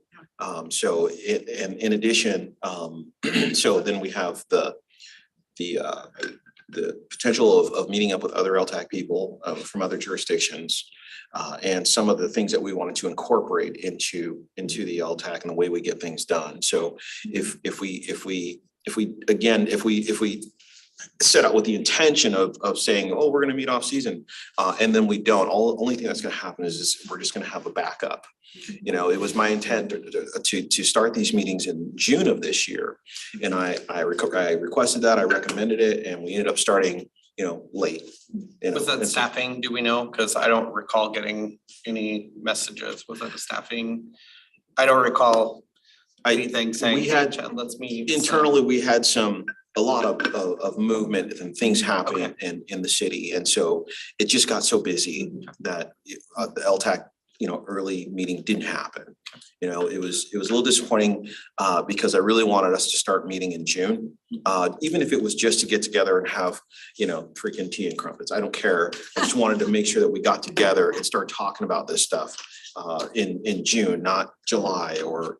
I just wanted to, I was asking because I wanted to make sure I didn't miss, Yeah. it wasn't You. my calendar, No. so. So Deputy Mayor, on the note of having the meeting, so something we'll do as part of gearing up for the conversation on Monday too, is come back with some potential dates in February, because I think it'd be better if we have something on the books. Yes. And we can work towards that. And we are very interested in, again, because we want to refine the system. We brought some ideas. You all gave us some great feedback and we want to continue to build off that momentum. So we're really looking forward for a February meeting. Good. Not only for that conversation, but also to see, just again, get a recap, which we haven't necessarily done in previous years. We have presentations like this, but we don't ever get kind of a, hey, tell us about how your previous funding year went. So we are absolutely looking forward to that, and we'll find some dates and present them to keep that moving Yeah, we forward. could get that booked After out. the Super Bowl and playoffs. and Super Yeah, Bowl. correct. Yes, Yeah, naturally. we'll find a good time Please and for it. thank you. Yes. I don't want people distracted looking at football scores while we're trying to. What? Rude.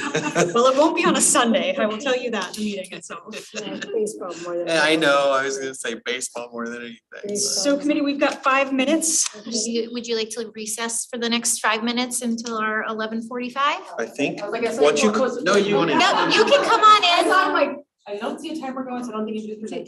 No, come on in. Yeah, come on in, and even if we get started early and leave early, that's, I think everybody's gonna be fine with that.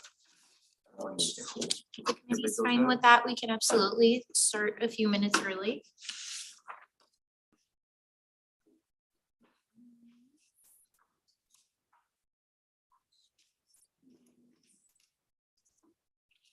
Right, so starting a little early, we do have Discusses Club of Lewis McCourt here for the Kris Kringle Market. Hi, everyone. I am Lindsay Hertwine. I'm the president of the Sprouts Club Lewis McCourt. We're a nonprofit and social organization committed to benefiting the joint-based Lewis McCourt community.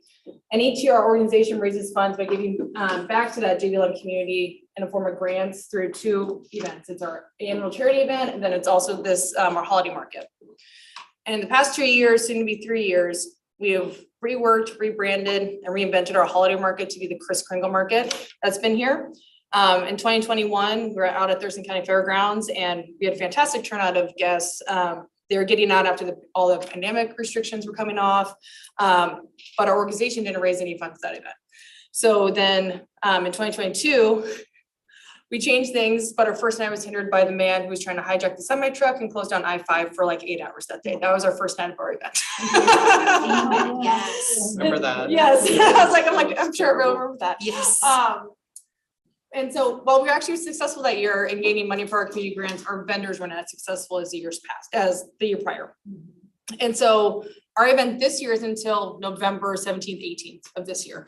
And it's actually gonna take place at Lacey Community Center, and it'll help facilitate the changes to help better this event, to help, because in my projected assessment for this year's event is that'll be what I like to call our Goldilocks years, where everyone is happy, where the vendors, to the guests, to us as volunteers in our organization, probably found that happy medium between the past two events, from the past 2 years' experiences. But the Krispy Kreme market itself is an artisanal craftsman's market with food vendors, a kids area, free photos with Santa, as well as a beer garden. It's a 2-day event happening Friday night and then Saturday morning to Saturday evening. We advertise our hotel options throughout the city. Sorry, we advertise hotel options from the city of Lacey on our website and through social media postings on Facebook and our Instagram. And our Krispy Kreme market is also posted on events throughout Thurston and Pierce counties, as well as we're trying to reach out to King and Snohomish County on their respective websites for upcoming events. Just depends if they want to advertise the one that's all the way down there. So we do advertise our event as a fundraiser for the military community, which is one of those kind of universal understandings that people call to help from near or far away. And the reach of the JB11 community and our organization's memberships stretches from Renton to Chehalis and then Gig Harbor to McKenna, Washington. And as our members share the event on the social media, they will further help the reach of the event. Since we're still preparing for this year's event, I can't give you all the data for 2023, let alone for 2024 yet. So for this year, it would kind of be the same in terms of how we're tracking metrics. We would use, we're utilizing Sasquatch ticketing, which helps give us where people buy based off their billing address for tickets ahead of time. And then for any tickets bought on site, we ask them for their zip code just to establish how far they're traveling from. So working on the block rooms at hotels, but then we would check in on them for utilizations. So, and if we did not receive funding next year, then we would adjust our event. As military spouses, we are resilient and have learned to adapt and overcome regularly. So we would most likely potentially move our event out of Lacey, which I don't want to do, or we'd adjust the event to just be in one day to accommodate facility costs, facility fee costs. As the 7 day comes down to money, we would just adjust either the Santas or the kids' activities, beer garden, food, et cetera, things along those lines. But we thoroughly enjoy coming to Lacey because we know the public support is tremendous in Thurston County for the military. And so we like to keep burning those partnerships.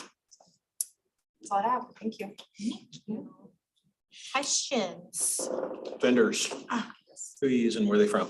So they are, we're still finalizing all the vendors, but they are from, I think we have some all the way from, I mean, mainly Lacey and Olympia, some of them are Jamie Lim spouses, a little bit further north in Lakewood, getting my else stuff.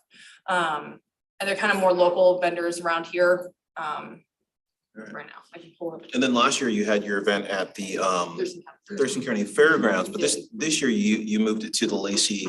We did. What was, tell us a little bit about the change, what happened? So one of the changes was a lot of the guests didn't like having, so the first year we had it, all the parking was open in the front 2 areas. We had the whole thing open where they usually block it off when they have their county fair for all the rides and stuff. It was open the year before. Parking was a mess. All the people in the front, like people driving down the main gate, but they would disregard like children and people walking. So we're like, okay, let's keep it safe. Let's kind of close it off and like have everybody then, the complaints were the handicap parking outside that main far gate was too far. That's always a problem. It's always a problem. We had more volunteers to help park people down below in the lower lot, which we were struggling to find. And then the vendors always complain, honestly, because everyone see Expo Center there because and then they're like, they don't want the Sokolic building because I don't know why, the stalls I think are actually better in there and like it's more defined, bigger space. The internet's not great out there though, even though the fairgrounds has a website, or has internet, it doesn't work as well out there.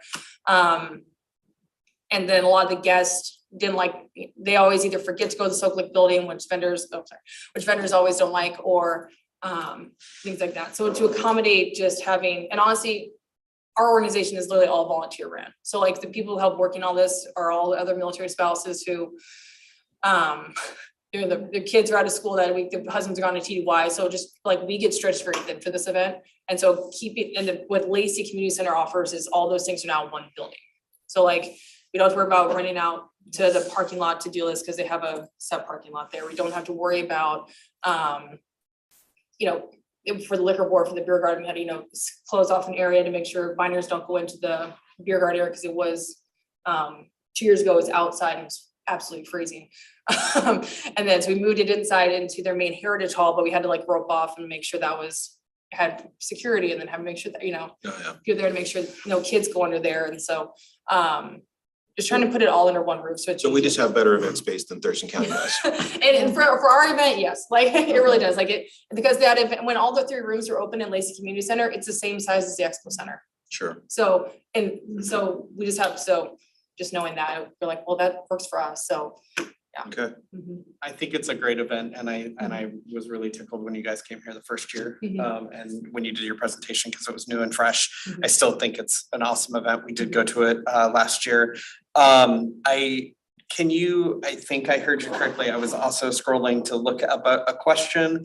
Can you tell me exactly, so if you don't receive the increase, did I hear in there that you would think about pulling the event from Lacey and going to another venue? Because it seems like it's an extreme from changing the activities to pulling out completely. Yeah. I mean, it seems like there's a happy medium. So with any of our events, since we're a nonprofit and kind of social organization for military spouses, all of our events have to pay for themselves. And so if the facility fee, honestly, for the 2 days at Lacey Community Center was maybe $1,000 difference than the 2 days at the Thurston County Fairgrounds. So in terms of costs, are about the same. So, I mean, it's not the same, but you know, so vendor fees would essentially have to pay for everything for the facility fee, but then we have all those other things like the Santa people, or like if we have a Santa we pay for to come in, or the beer garden, you know, certain costs up front. So it's just making sure that we'd either have to increase the vendor fees, which if it's a day event, don't match potentially. And so it'd just be coming down, because we can always go on post, which we don't like to do because then it stops the public coming on. But the facilities are free for us to use. So it's hard, you know, or I know they used to do before we came to Lacey 2 years ago, and before COVID, they would rent the gym at Lakes High School, or like, and just use a high school gym and use it there. And so we're trying to be different than the big Olympia one that they do that every, I think, is it Olympia High School? There's one event that they do it every. Yeah, the bazaar, yes. And so like try and make it different than just like, we have a lot of stuff in a gym. So try and keep those differences, and that's where really in this facility, because even we were trying to book out in April and just trying to find open spots in November that works with our schedule, but our board doesn't change out till June, so it's kind of, we can't wait till June, so we kind of set it like that, so, yeah. Thank you for that. We are facing a deficit this year, so we're all, I mean, I think we'd all like to fund everyone fully, but Right, we're just trying to absolutely, figure out exactly what our limitations are. And of course, we don't want to see anything go away, that especially when it brings people into our community. So, and the military is very important to all of us, so thank you. The only question I have is on number 12, you know, what you would be looking to be reimbursed for. I have a problem with bartending fees and catering, and that I just don't know that I personally feel like lodging tax dollars should be paid for that. Fair. So and I don't know if it comes across the right way, because it's just what they call it. So like when we say it's our catering fee, they call the bartenders fee, like the bartenders who have the mass licenses and have the training to do the bartending. We are essentially paying it so we don't have to add more volunteers, is really what it is. Because otherwise somebody in our unit has to get the mass training and then be there the entire time, because somebody outside always has to have that. And that's really what it was last year. We used them. So that way it was just honestly volunteers, not a volunteer, we didn't have to train and add on to it. So when I say bartending catering fees, it's to pay those bartenders to do, like, to check the IDs and have that training. And the mass training is 4 hours I and know. $20. Yeah. So. And just to highlight too, that there were other applications as well that had a similar assignment, so. Okay, is there anything further from the committee?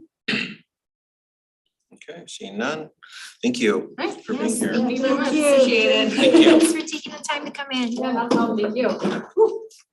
Right, so we're a little ahead of schedule. At 12 o'clock, we have North American Talk Media Group coming in to talk about their application for Thurston Talk. So that will be. I'm still confused about that one. So I think it's a good opportunity to ask some questions. Yeah, well, I mean, it's like, anyway, I'm just confused. But what else is? So we've got 9 minutes and I do recommend we do take a break Yes. between. Sure, yeah. now and this one and maybe Okay. Know right off the bat how much of a deficit we're in. it's not so much, 213. yeah, and I would just 213,000. just pause and say it's not so much of a deficit as we received more requests for funding. Right, Than we have available for funding. So just to clarify. We have reserves too, but I've always been like, let's not eat into all our reserves. Reserves have been. Hey. Well, Hello. Hey. How's everybody doing? Good. Good. We're a little early, I don't. didn't know Yes, they- we're about to, Break. you can wait in here. You can wait in here anytime, just to let you know, we're just taking a brief recess until you're 12 o'clock, but you're more than welcome to sit in here. How are you? Good, it's good to see you. How are things been going?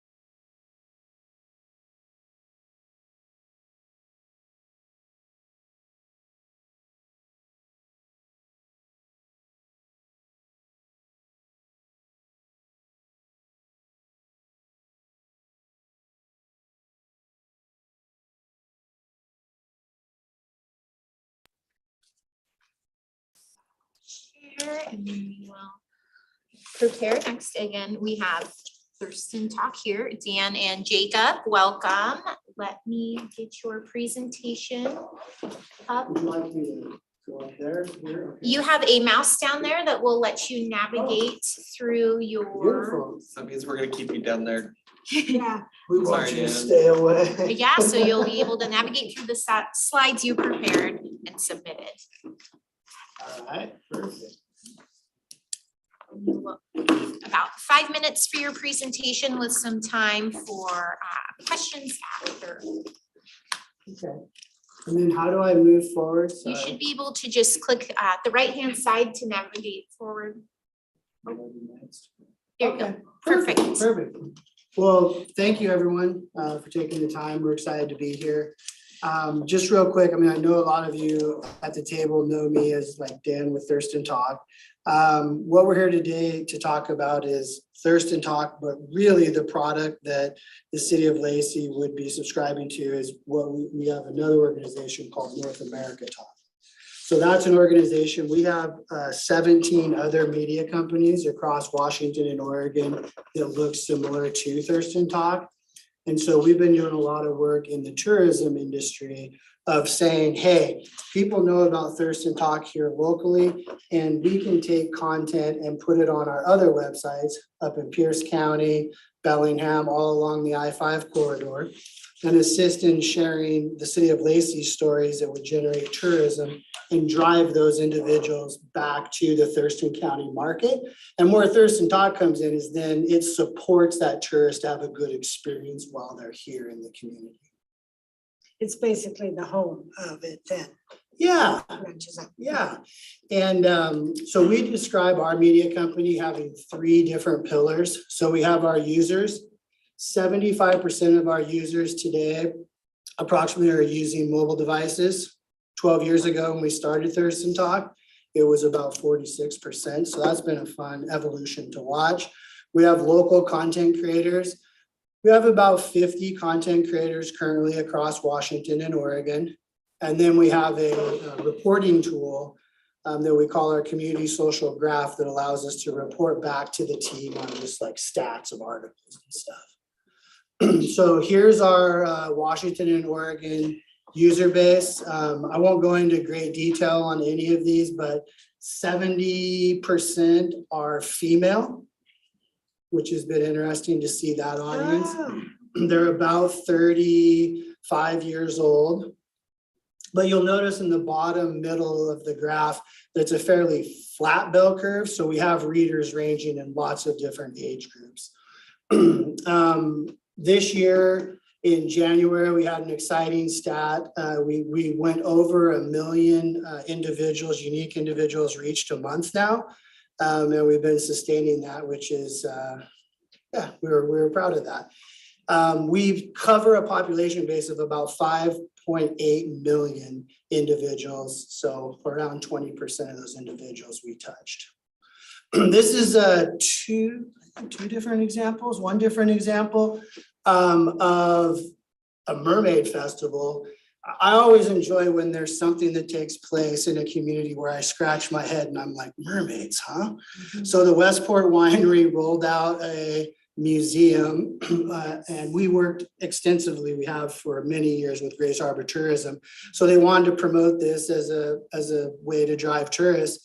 They had 8,000 people show up to this event. It was busy. You went out there to check it out? Yes. All right, awesome. And so this was a big part of it. So, you know, when I reported back to that board, I was like, hey, here's the social stats on what we saw in the virtual world. So how did the event go?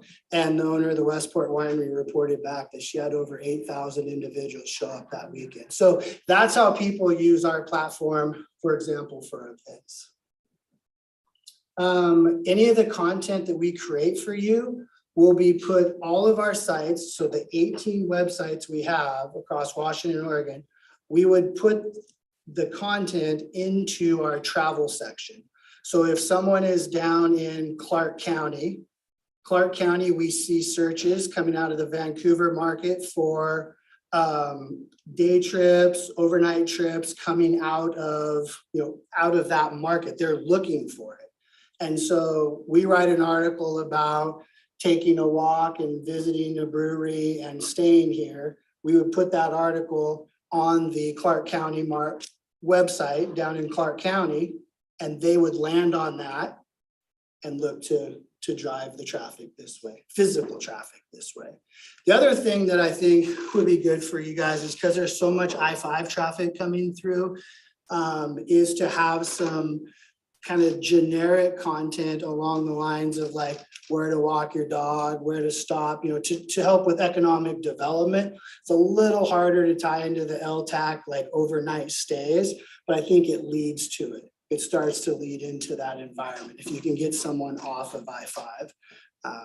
So let's see, how long have I, whoops. Oh, that's the end of. All right. I was gonna go back, but that's okay. I can answer, I'd love to answer questions. So I know currently we have a contract with you. With the city director, yep. Yeah. So how does all this fit in? What you're proposing versus what we're doing now? Yeah, that's a great question. I think on this particular pieces of content, we would want to look to bring around the table as we design the content strategies and plans, like maybe bring in Annette Pitts with Experience Olympia and some other experts to really focus in on what that tourist is going to look like. I think our contract that we have with the city is more to the resident as opposed to the tourist. The audience. Can you clarify a little bit, I guess, in over the last couple of years, maybe for the group and anybody who's watching here with the contract with the city, consistently, I guess, it's for 12 articles per Okay. year. How many of those are consistently used each year? That is a really good question. And I would be more than happy to grab that information and send it back to you and get you that answer.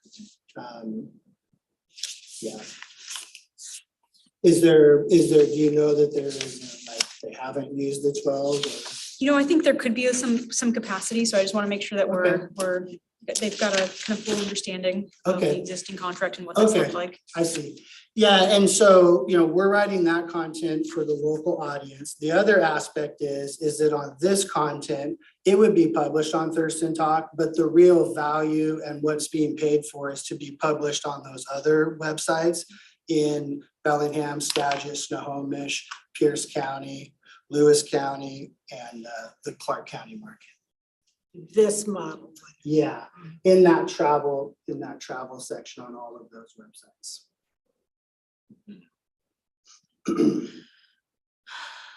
Any other questions from the committee or from staff? I would ask, what would it look like if it was partially funded? I think on any of those proposals, if it was like, hey, I think we want to cut this one in half, then we would take the statement of work, which really would be the content count, and then look to do a similar proportion. Okay. Yep. Thank you. And then you work with Chamber too, right? And do stuff with Chamber? The Lacey Chamber, Yeah. yep. I think they mentioned With you. Blake, yep. Okay, so. We did a similar project with Blake for the rural, kind of around the Lacey area in the rural markets. And I'm trying to remember, it was this organization allowed to have private groups apply for LTAC dollars.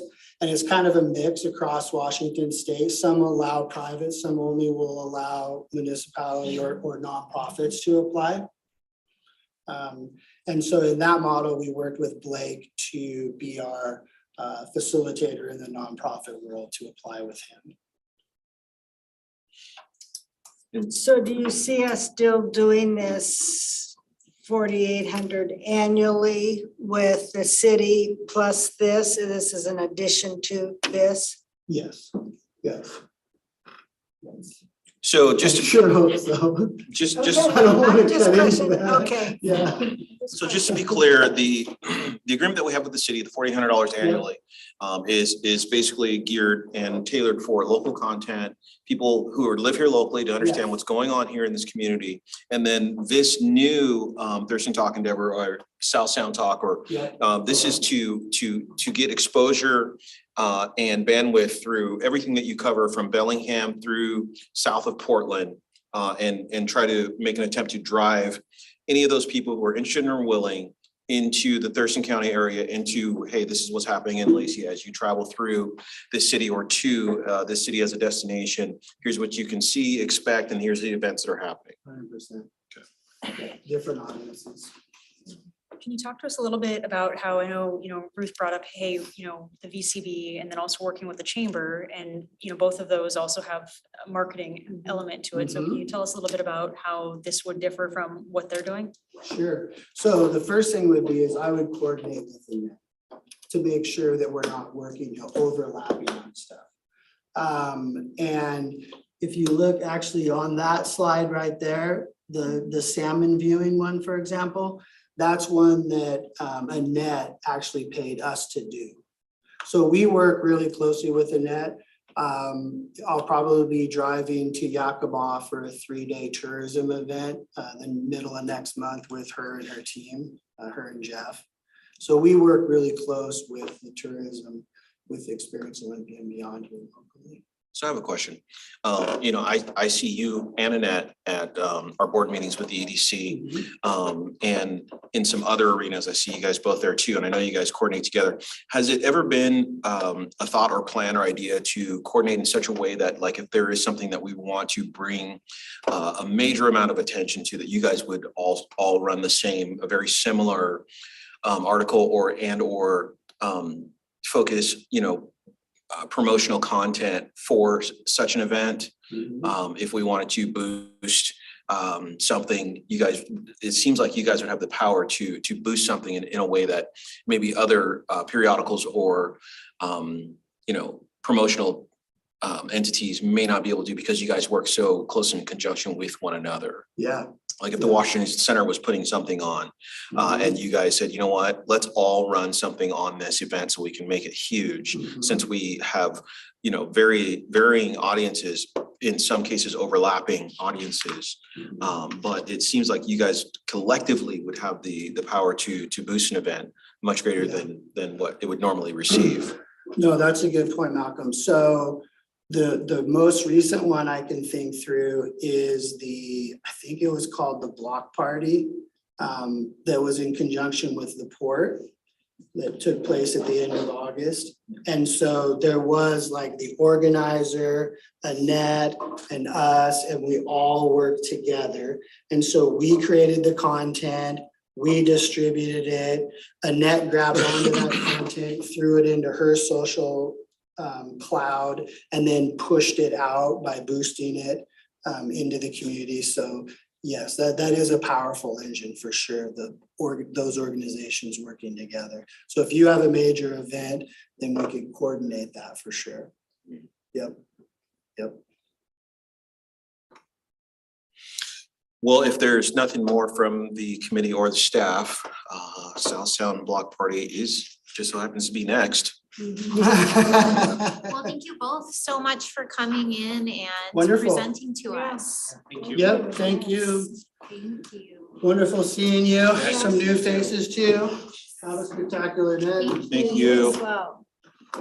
Good to meet you, Jacob. Thank you, you too. Thank you, Jacob. See you next week, Malcolm. All right.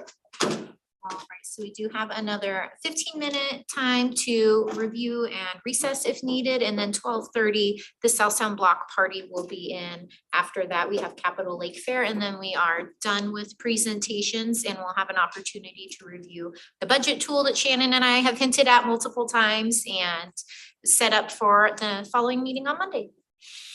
Awesomeness. When was our meeting Monday? I forget.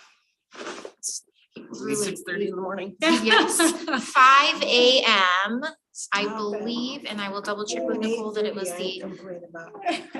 8:30, I believe, was the Is it? Oh, successful wow. vote. I think It's my fault. whatchamacallit, transportation, county transportation meets at like 7:30. Oh, The really? yeah, the Yes. transportation board.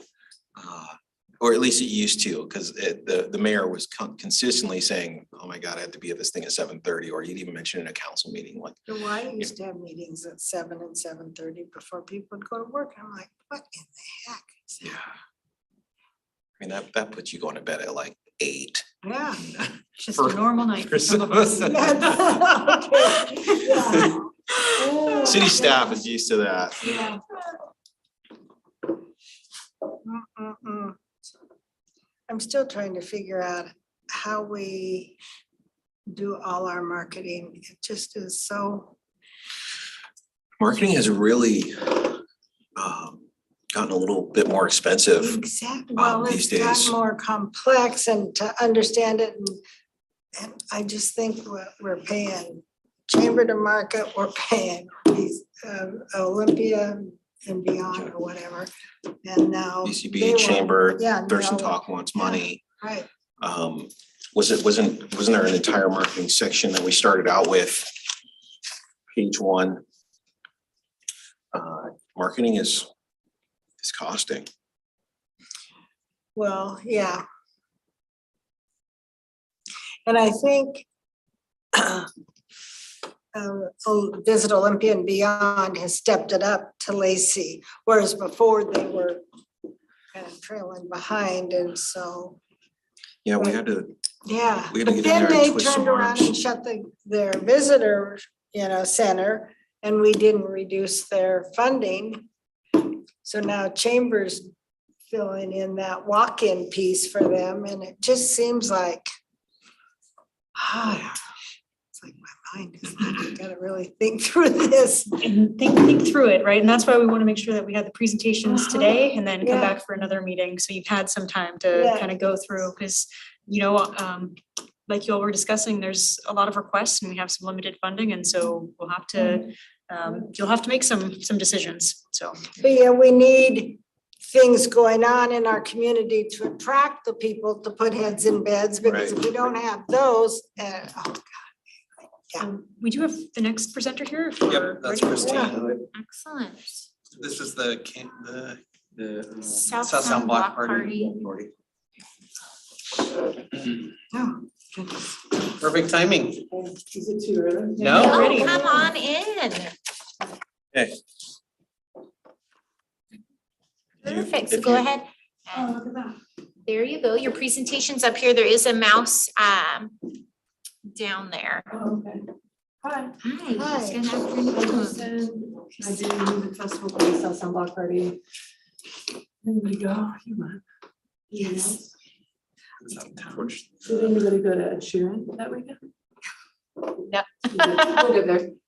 How does this work? You should be able to just click and it'll go to the next screen for you. Okay, yeah. So this was all in like the application, so I don't necessarily just want to read it to you, but vision and mission, the big picture is day 25 to 3,500 capacity. Music venue. We've got some food trucks, we've got beer garden, we've got great VIP section.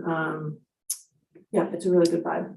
Vision and mission, blah, blah, blah. This is LTAC, so I know we want to talk about hotels and tourism. So that should be this. That's here. Sorry, this is, It's okay, let me drive for 1 There you second. go. There you go, sorry about that. so the bottom right corner that you can't quite see, You can slide that over. this little guy. Yeah, that'll slide. That's kind of the big thing, which is 24% of the ticket buyers came from outside of a 50-mile radius, which kind of blew my mind. It was up from last year, like 8 or 9%. 12% out of state. Advanced sales was also a number that stuck out to me, that 45% were from outside. That means people like made plans, right, to come down, which was cool. And it wasn't like a big walk-up thing. 10% more weekend wristbands I was really happy with and proud of this year. Just under 2,000 tickets sold at each day. Average ticket price is not on here, but was about $64. We have a single day ticket that's 35 plus taxes, a weekend ticket, and then a VIP tier that came in about 155, I want to say, after taxes. Ed Sheeran, COVID-19, and a 94-degree smoky day killed my Saturday. It was a real bummer. Ed did 84,000 people in Seattle, which was a record for the stadium. So that absolutely, I think, drew from down here. But I mentioned those ticket prices. That middle section is a statistic that came out during the COVID-19 pandemic and kind of blew everybody's mind, really, that for every ticket we spend on every dollar we spend on a concert ticket, 12 is pumped back into the immediate economy. And just that we are, independent promoters and independent festivals are anchor businesses. So I just love that stat in these kind of LTAC meetings. Let's get to the next one. This is just a snapshot of where we came from, everybody that came. Missing a few little music notes I noticed once I did the AB there, but just a fun little tick. And then just more data on our demographic. Pretty self-explanatory. We've got a MailChimp email list that's 7,700 and still growing. Even like right now on the after fact, we get like 1 or 2 people that join a week. And it's a super engaged community. So, they're clicking, they're looking, they're reading, and growing, which is great. This other big stat down here, 89% of our VIPs buying in advance. I loved, those are just people who are willing to spend the extra dollar, and they're coming from out of town, which is really great. Just higher net worth folks, I would say. I feel like I missed the slide, which was the hotel deals, but can we go back to maybe the first one? Yeah, here we go. So on our website, we do hotels and bed and breakfasts that were in Olympia and Tumwater, the 2 people that gave us LTAC funding. And you want to go all the way to the bottom one. The 45 clicks was from last year, so that's a typo. We had 100 unique clicks this year on the various hotel links. Our host hotel sold out. Our Airbnbs were not available in the city of Olympia. And the website data was up 18%. So we're 26,000 visitors this year from January and 21,000 of them unique. So, that's how are we helping you guys with the LTAC stuff? It's just, we're driving people to hotels, literally. And on the left, you'll see this Instagram screenshot. That's just kind of one of our other marketing things that we do for the county, really. It's like, we're not just hitting everybody every day with buy tickets, buy tickets, buy tickets. We do a lot of that. But it's also just drawing attention to the other attractions in the county. So this was just an informal staff poll on what's your favorite bar? Like, what can people not miss when they're in town? And I thought there was Tumwater Falls, there was a Barefoot Park reference, it's all over the place. And then the Brotherhood, which is a Olympia institution. One of the other questions you asked me to answer was what would we do if it canceled or the event didn't play out? It's rain or shine. So unless there's like, an act of goddess, which is what I call it in the contract, which is a riot or a COVID-19 pandemic, we have a $4 million insurance policy. So we would have to dig into that, which would be not fun, but that's why we have insurance. And then I think the only other question was like, how are we getting people out here from more than 50 miles? In the music business, there's what's called a radius clause when you have, what radius clause is when it comes to performers. Like, I don't allow our headliners and some of our local bands to play in Western Washington for the month. So it's the only performance that they're allowed to do. And we put that in there so we can kind of drive those fans up from Portland and down from Seattle. I think the only other question that we had asked was what would happen if you didn't receive the funding you asked for or a reduced amount based on Yeah, your sorry. application? No problem. It's not, I wouldn't be able to get the talent. I wouldn't be able to get the talent on stage or off stage. So I slashed staffing this year by more than 50%. And we supplemented with volunteers and we got it done, but it hurt. And the same thing on the talent side. Like, I hear a lot in this town, like, we want a big name, we want a big name. Well, it's expensive to get a big name. So I feel like I'm really stretching the fame level of our headliners that I can with the budget that I'm working on with, yeah. You said that Ed Sheeran and COVID-19 really affected your business last year. And these are last year's numbers, correct? Yeah, so this year, so just this past Oh, August. just this past August. Yeah, this Okay, past and August. next year's, well, okay, I forgot, I'm not. The COVID thing I mentioned because I got 10 emails personally from patrons that were like, I'm sick, I can't go. And then there was just a weird thing that happened on both days. Between 50 and 60 each day, tickets that were purchased didn't come through, like didn't get scanned. So I'm assuming that's probably some COVID and something else, but I've never seen that many. Yeah. So for our community. So how much of a more of an increase minus that year in COVID are you expecting for 2024 then? I am unhappy with less than 2,500 paid a day. Okay. That makes me bummed. Gotcha. Yeah. So with the extra funding from Lacey, you're expecting a bigger crowd? Yeah, if I can get fully funded, so right now I have 2 headline offers out that are nice chunks of names and people that I can like build an event around. And if I don't get fully funded and one of those people says yes, then I'm gonna have to like go to Jack Daniels or go to somebody and like start leveraging that, or just changing the format completely and maybe reimagining it, but yeah. Very good.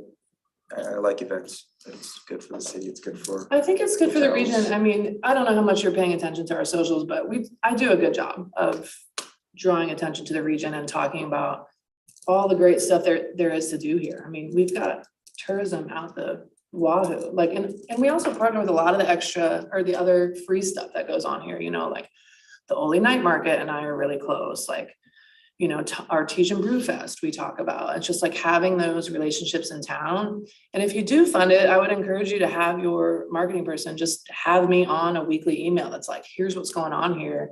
Hey, we need some more eyeballs on this, or hey, we're not moving this. Like, we've got a super engaged fan base, and most of them in that Facebook world and in the MailChimp are here, you know, so we are not like a good mouthpiece to get people to do things. We also spend money with Thurston Talk, which I didn't have like a whole marketing slide for you, but we like spend money locally on that kind of stuff, so we can leverage that.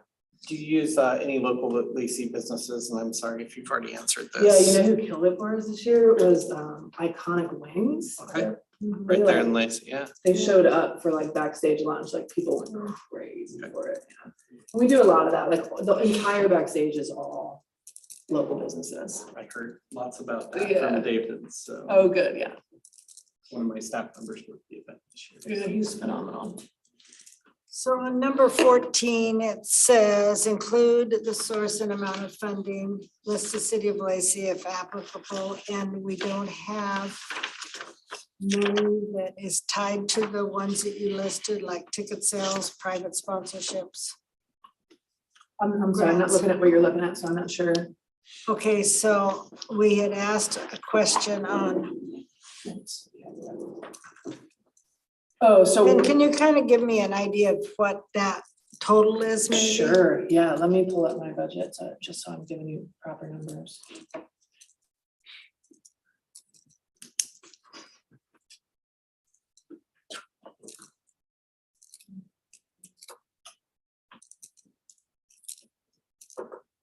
So our goal for private sponsorships, which is we fell short this year, I blame the lack of COVID beefy budgets that people had the year before, was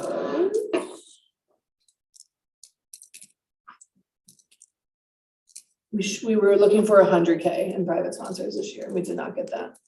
LTAC grants, we got close to, I'd say 75 total, maybe a little less. Was that Tumwater and Olympia? Yeah. Okay. Olympia comes in with the lion's share on that. I believe Tumwater was 4,900. Yeah, and Thurston County was right there with them, I think, right around there. And the same thing, I mean, I did the same thing I'm doing this year with you guys. Like I asked everybody for 10 and I asked Olympia for a lot more, and we'll see how that goes. If we can get, you know, like I said, we did not hit 100,000 in private sponsors this year, and we're still kind of, we're almost done settling this year's festival. I'd say tomorrow's call, we'll wrap it up pretty briefly. So on your website, this is what this is from, right? The left side, yeah, is a screenshot. You didn't promote anything, Lacey, there because we didn't give you LTAC's LTAC dollars. Nothing was on there promoting. Not on this. our website proper. I can't tell you what the other staff picks were around town or those kind of things, just because I don't remember. The socials are not something I looked at today If you before were I to came define here. it though, you'd put something Yeah, Lacey. of course, like I said, like whoever your marketing person is, just come to me and be like, we need eyeballs on this, or can you throw me in this email list? There was, we had a sponsor, I wanna say it was Bud Bay, it was either Bud Bay or SPSCC. And in the email that we featured them like in a nice big block that was like, hey, thank you to our sponsors, and like whatever their fun tagline was for the year. I can't remember who it was, but there was like 100-something clicks on an email blast, and I was like, holy cow. Forgive me, I can't remember which one it was, but I wrote them just a little wrap up, you know, of the event, and I was like, I hope you found this partnership worthwhile, and like, here's some interesting data from this. The other big market, so we have two big local marketing pieces. We did a paid editorial with Thurston Talk, which moved the needle for us pretty significantly. And that article got published. We sold like 40 tickets that day. And I was like, holy cow, that was a big one. And then the radio station, the KGY, KAYO folks, they've got a great promo relationship with us that, again, every time something runs, I can count on just like a nice little increase. So that's a place we can work you into if something makes sense, or you're looking for an initiative or a local business that needs to be featured.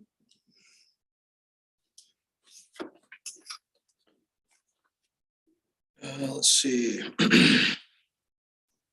Okay, so are there any other questions from the committee or the staff? Okay, seeing none. Okay. Thank you, Kristen. Yeah, thank you all for having me. Thank you so much. I know I've struck out in the past, but I figured maybe the third time's a charm. Hey. You know, I've got some data for you. We appreciate you coming down. Thank you. Thank you. Right, so a little ahead of schedule. Our next interview is at 12:45 again with the Yeah, come on Capital in. League Fair. I think we're ready. Oh, and we may be ready. Are you representing Capital Lake Fair today? Okay. Yes, Please Chris. have a seat. Thank you so much. We are. Yes, if you are ready, we are ready. We can get you started early, absolutely. That mouse is for you. Yes. No presentation on this one. We've got some physical materials coming in. Play real games again. It's like marketing and the PowerPoint I'm not even Oh. gonna use. Oh, okay. I decided I wanted to answer the question instead. Thank you so much. We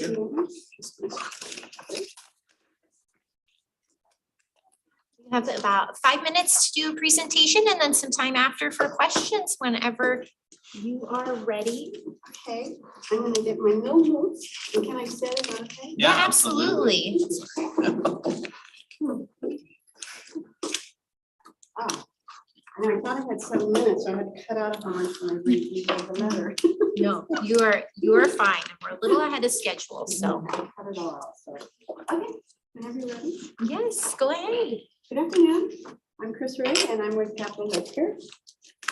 And Capital Lake Fair, I'm sure you know, is a 5-day family festival held every year, the third weekend in July. We host a carnival, a parade, arts and crafts, nonprofit food vendors, car show, live entertainment, and fireworks show. Over the last 66 years, we've helped nonprofit food vendors raise millions of dollars for their organizations. We've also paid out more than 400,000 to our scholarship ambassadors to help them with their education. I understand that the city of Lacey wants to know how your LTAC dollars will be used to help market Lacey hotels and bring in people from over 50 miles away. I've handed out a packet of marketing examples in the plastic that I hope you'll look through when you have time. I'm also going to try to give a short explanation of what's in there. First, let's break out what type of visitors we bring in. We have vendors, entertainers, carnival workers, parade goers, and parade entries, all coming to Lake Fair from out of town. Lake Fair travels to 14 plus other festivals to promote our area, and in return, those 14 festivals, along with their float crews, chaperones, royalty, festival heads, family members, and friends, come to stay in our local hotels, including Lacey. Let's not forget past residents who return year after year out of tradition. Our website and social media are one way in how we recognize the city of Lacey as a prominent sponsor. Your logo is listed and linked to on our main page. We want to make sure that visitors see that Lacey is a visible partner. We routinely share Lacey events on our Facebook and Instagram, such as the American Cancer Society Relay for Life, scholarship ambassador speeches at the Lacey Sunrise Lions Club, and they will also be helping at a fundraiser for Meals on Wheels at the Lacey Community Center. Be sure to mark your calendars for that, October 7th. Next, we've added new information to our website, FAQs about the city of Lacey, where to stay, where to eat, and what Lacey has to offer to visitors. I was surprised to find you have a museum. I already knew about Huntsman Park and the wineries. We do mention that Lacey has not one, not two, but 3 swimming pools, which I'm sure would come in handy on those really hot days like on the parade day, high 90s. In the FAQs, we'd like to add a hotel or more of your choice. La Quinta in Lacey comes to mind, but we're open to whatever the city of Lacey would like to have in hotel partnership with us. Something we can add to our FAQs and more that I'll be talking about next, our contracts. We've updated our vendor and entertainment contracts to suggest they go to our FAQs on the website to find lodging, etc. This is another place I'd like to add your hotels of choice. Personally, when I travel, I like to eat at locally owned food establishments, so I like to include some of these for us foodies. Sure, there is food at the festival, but this year the prices were very off-putting to attendees, so restaurants, will benefit. We published our annual official program in print for the first time since before the pandemic. Please note that the city of Lacey is the only city sponsor we listed in our program. Your generous LTAC award of $10,000 for 2023 was a godsend. Thank you very much. The packet will also show that the city of Lacey is promoted on all of our signage from the front of the float to the back of the float, as well as our parade banner that we proudly carry at 14+ festival parades from Oregon to Canada as part of our promotional travel. Remember that our travel brings the same festivals back to our areas. One thing that changed in this year's Lake Fair, is that we brought back the car show, which had over 170 participants. A strategy for marketing the city of Lacey is in the works to update our website applications page, not just the contracts, for the same parade entries and vendors, arts and crafts, entertainment, to show where people can find lodging. We haven't done that part yet. We did increase our funding request this year from 10K to 14K. So many of our expenses went up this year. I felt that our 2023 use of Lacey LTAC funds was a bit top heavy in signage, ads, promos, and merchandise. I'm trying to find a way to use Lacey LTAC funds on Lacey related businesses. For example, using the Lacey company to print our banners.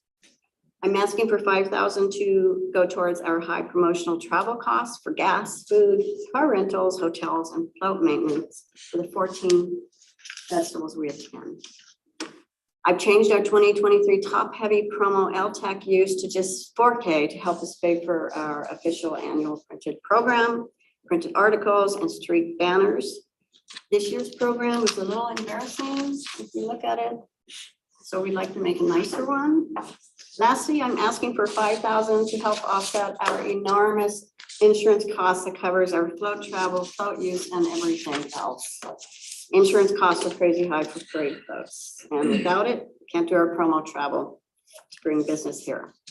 I know I keep reminding you that every festival we attend returns business back to our area from these festivals when they send their float crews, festival heads, chaperones, royalty, ambassadors, family members, and friends, but it's an important reminder.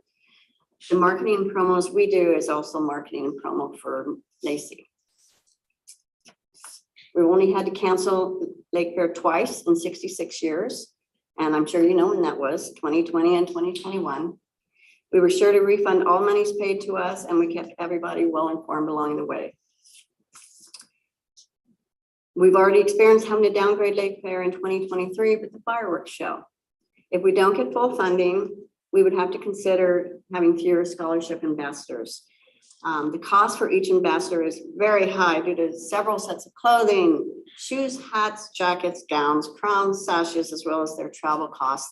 They have hotels and they have to have their own hotel rooms and all that. Well, that brings me to the end of my presentation, and please note, I completely ignored the boring PowerPoint, but please take a look at it. Thank you so much for your past and continued support and your consideration for this year's funds. I'm really new at this, sorry. You did great, Chris, you did great. Excellent.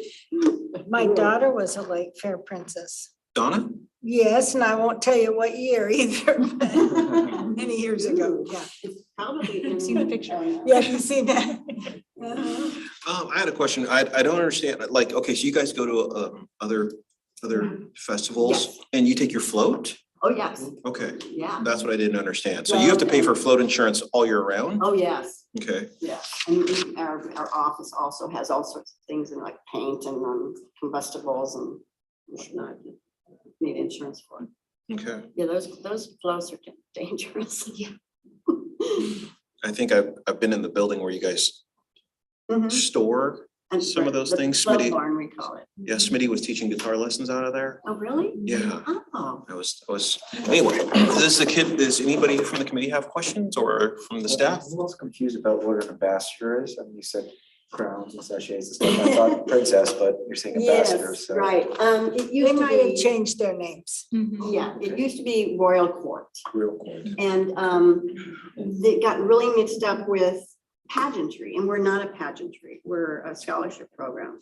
And we're not the only ones doing this. There's several other festivals that are calling their royalty ambassadors.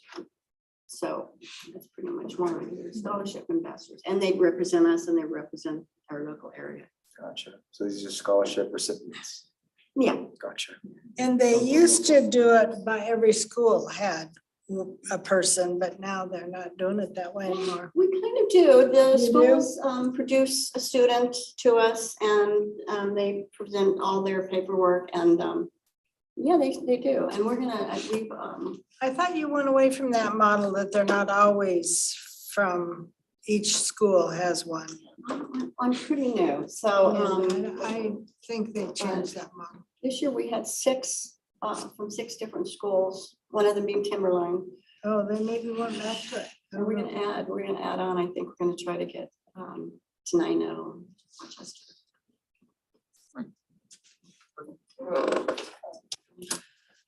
Any further questions?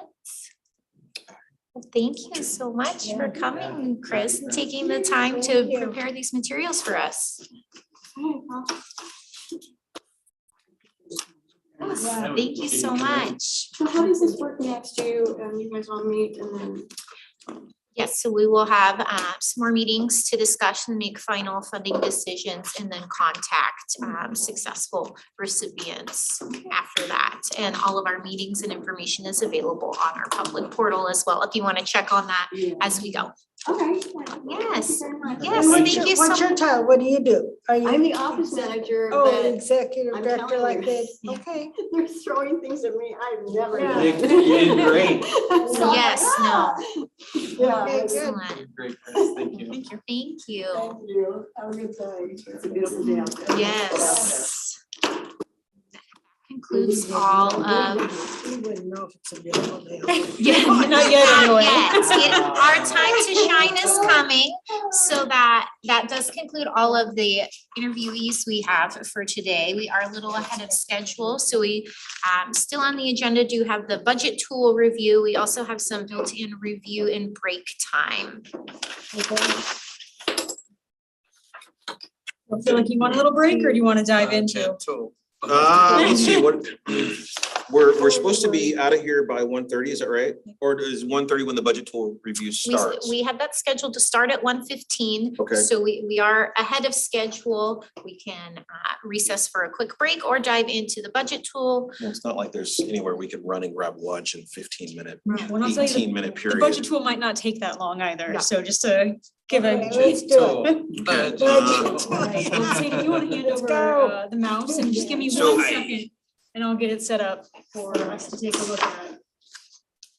Okay, so are we saying let's power through and get to the end? I can go home and watch the movie. Go home and watch the Mariners. Yeah. They're playing today? Afternoon. Mhm. It's called a getaway day.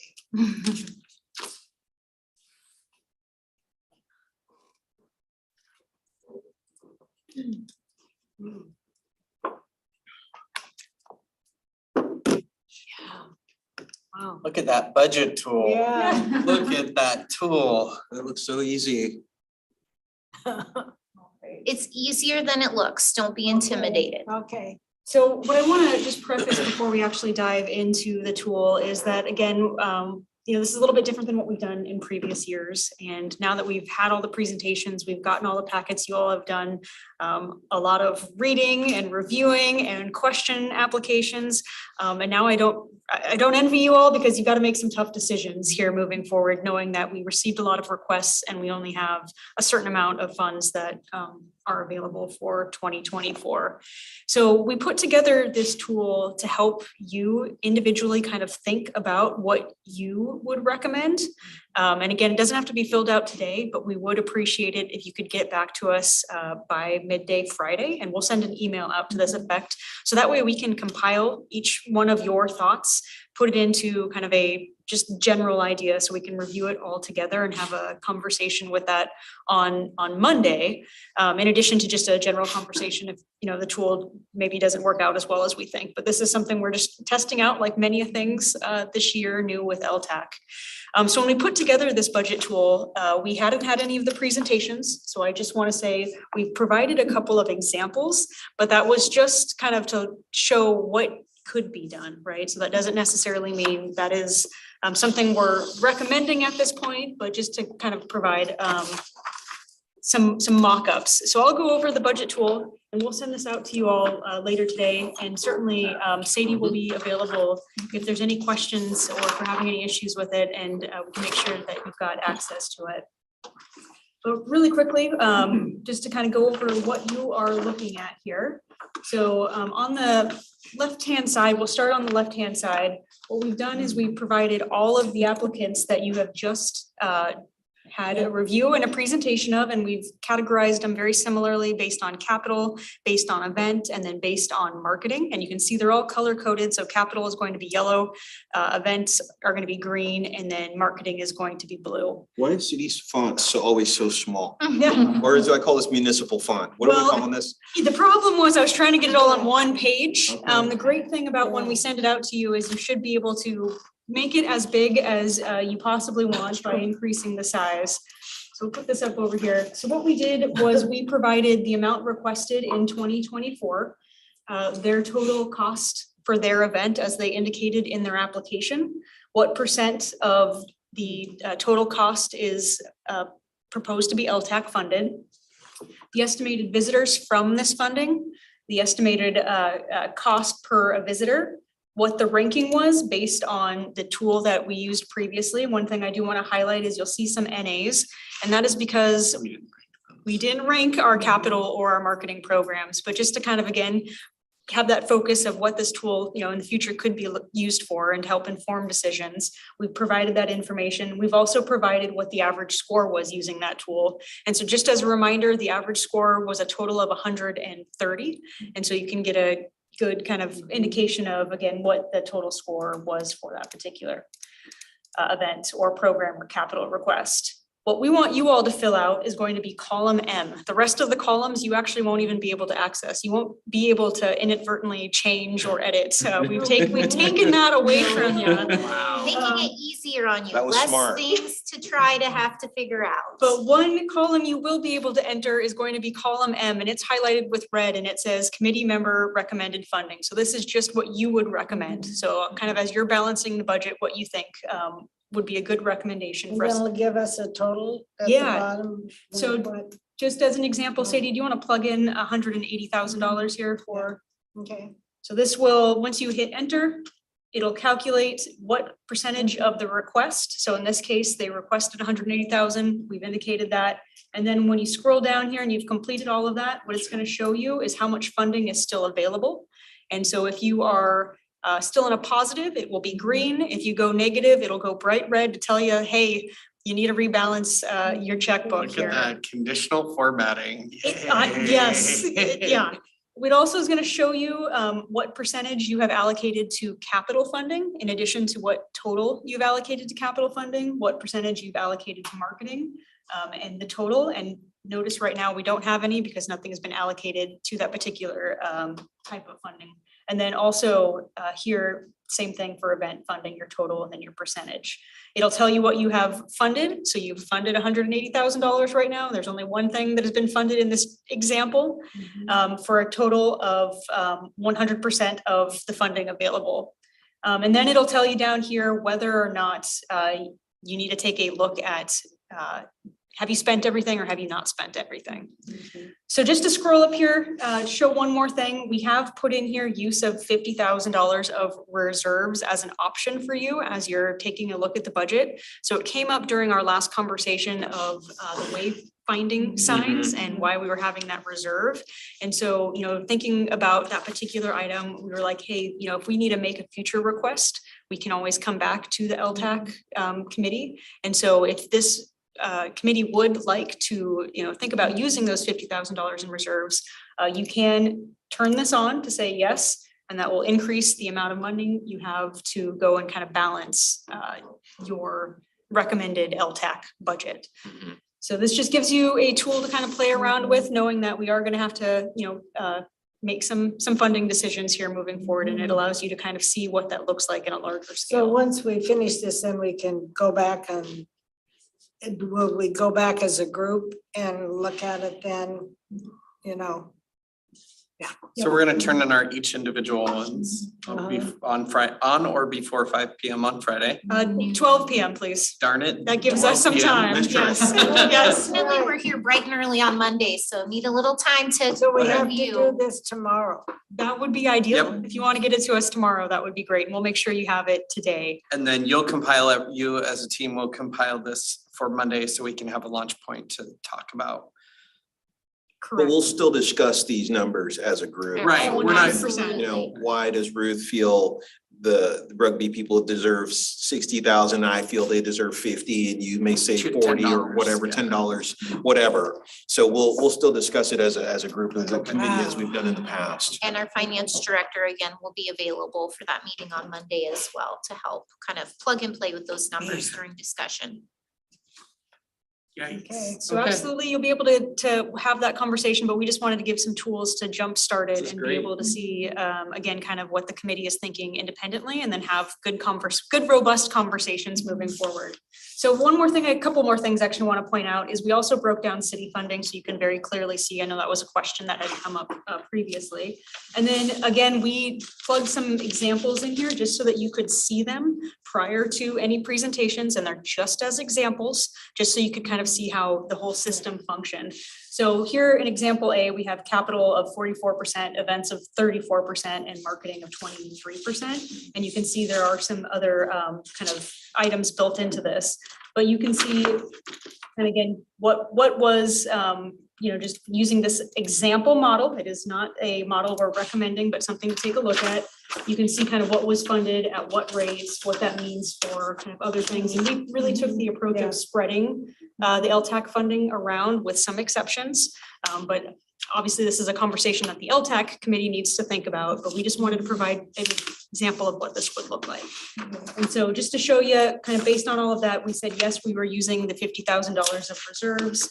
And it shows you again, the breakdown of capital. It shows you the breakdown of marketing, of events, and you can see we have balanced in this particular example, the funding that is going out. So any questions that we can answer about this tool? This is super cool. Yeah, thanks for putting this together. And that, will that be, just a clarification, will that be coming out today? Yes, that will go out this afternoon. Okay. Very nice. Looks like my budget.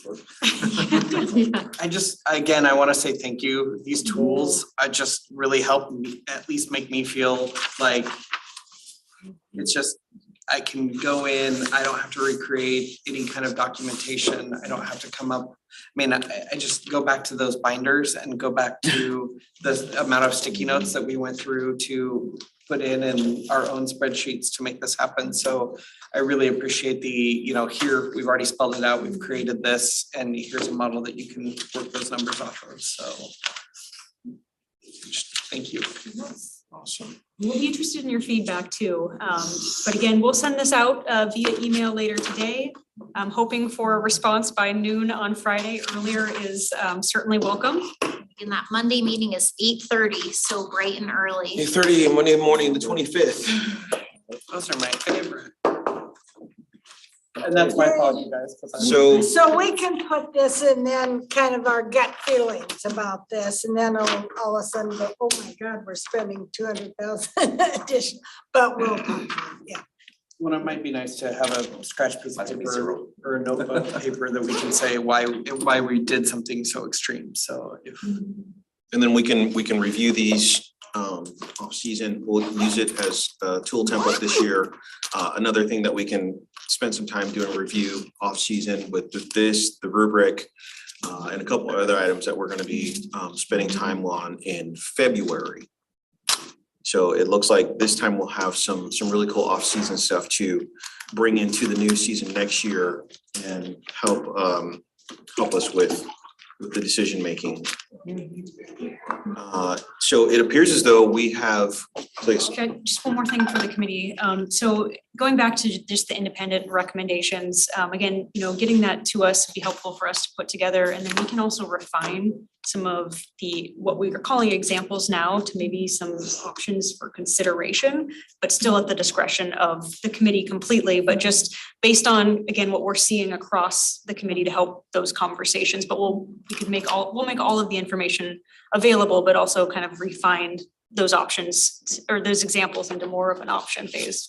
Yeah, sometimes we get funding recommendations in council, and they are helpful.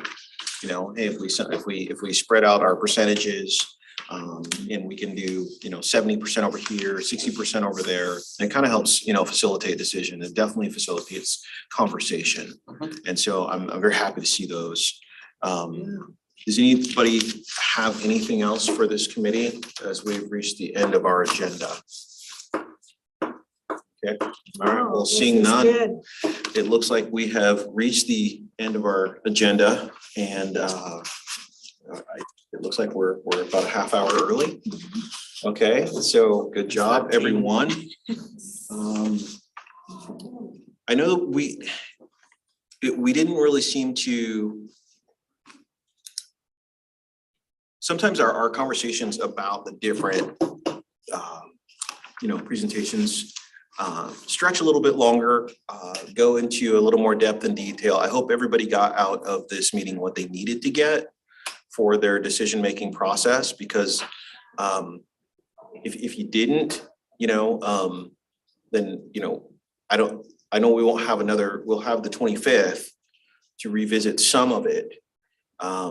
But if you didn't get everything you need today, then we'll have to revisit a little bit of this on the 25th. But I know that in some cases we've had much longer and in-depth discussions about what we've heard and what we saw and who's asking for what. So I don't want anybody to shy away from that gut feeling that they have, or I'd like to hear more about this, or I'd like to talk more about that. So if you have been holding back or didn't get to say everything that you wanted to say, I know a lot of us are not shy about saying what we want to say. We try to make sure that we get it all out in our meetings. And it is my job to say, hey, get all out. Right. Yeah. Okay, and so if we do feel like we've talked it enough for today, then I'm fine with that. And with that, I would call this meeting adjourned, but I would encourage you, if you think of anything or have anything to add, do not hesitate, because somewhere in some of all this, something's going to come up short, and several of these projects are going to come up short. And so if that's all we have for this meeting, then I will call this meeting adjourned. And we will see everybody here Monday morning.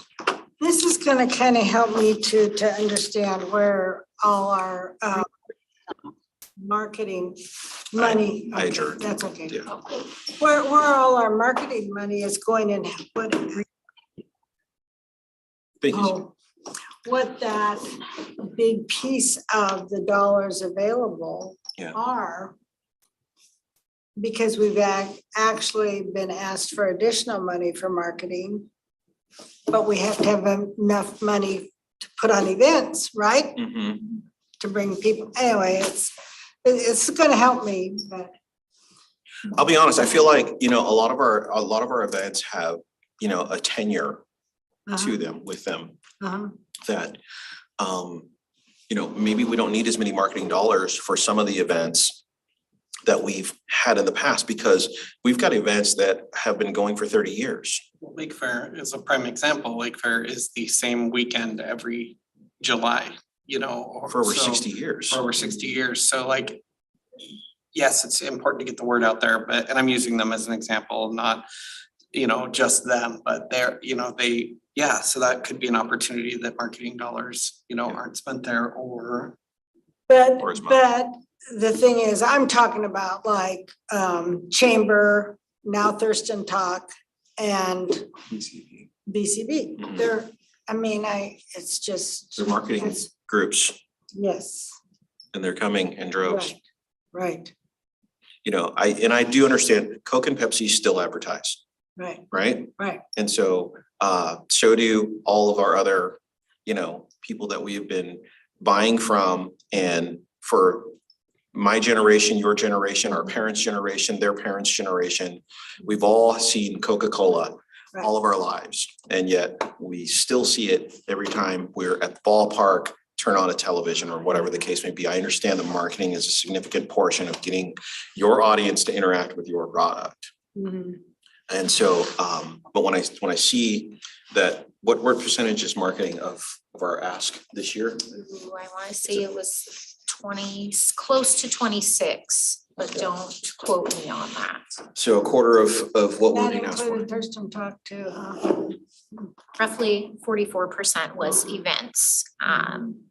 So we've got $848,000 worth of asks and a maximum of $590,000 worth of dollars to spread out over that $840-something thousand worth of asks.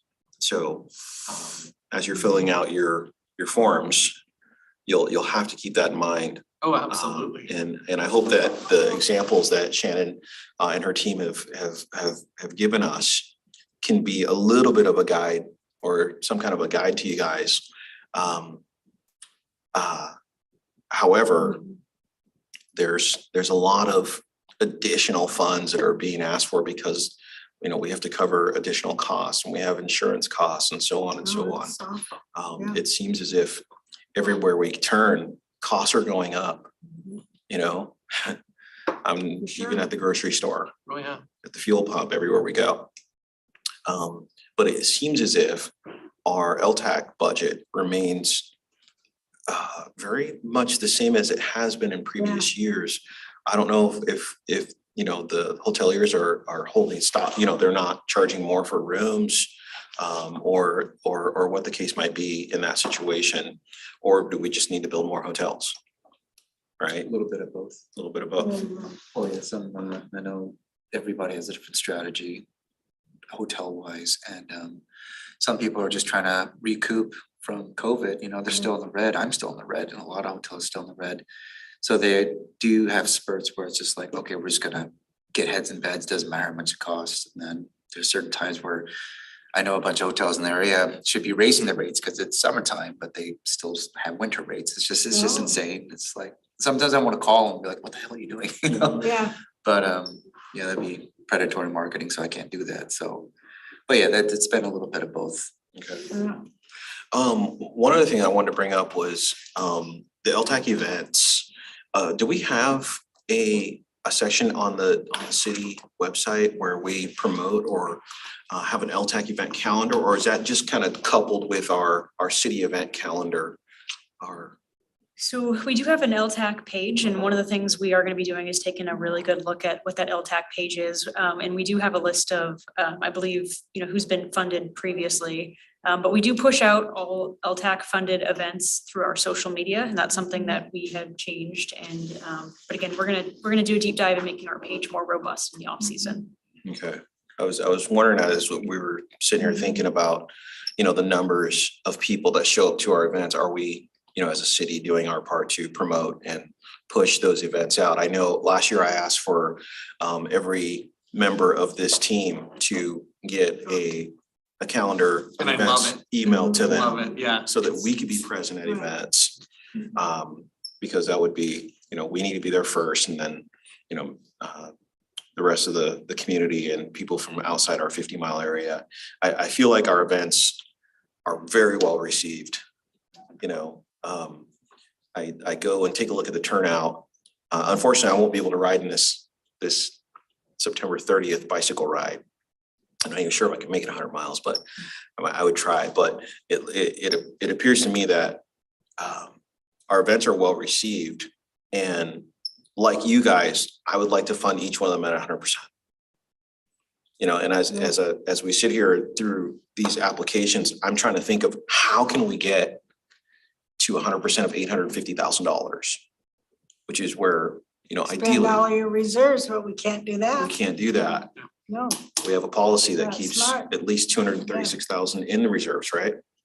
I think, what was that? Somewhere in that What was ballpark. it? Yeah. Those are the days we didn't help either. So. Excellent. Well, thank you. So, Yeah, thank you. thank you. Our work is cut out for us. Thank Okay, you. looks Indeed like it is. you've cut it out in a very nice way. Yeah. Yeah, this year. So you brought a dimension to us that we didn't have before. And I think that we're all very appreciative of what you guys have done. Very much so. And with that, we have reached the end of our agenda. And thank you guys all for being here. Our work is cut out for us. And I will see you next Monday at 8:30, and I will call this meeting adjourned. Thank you. Thank you.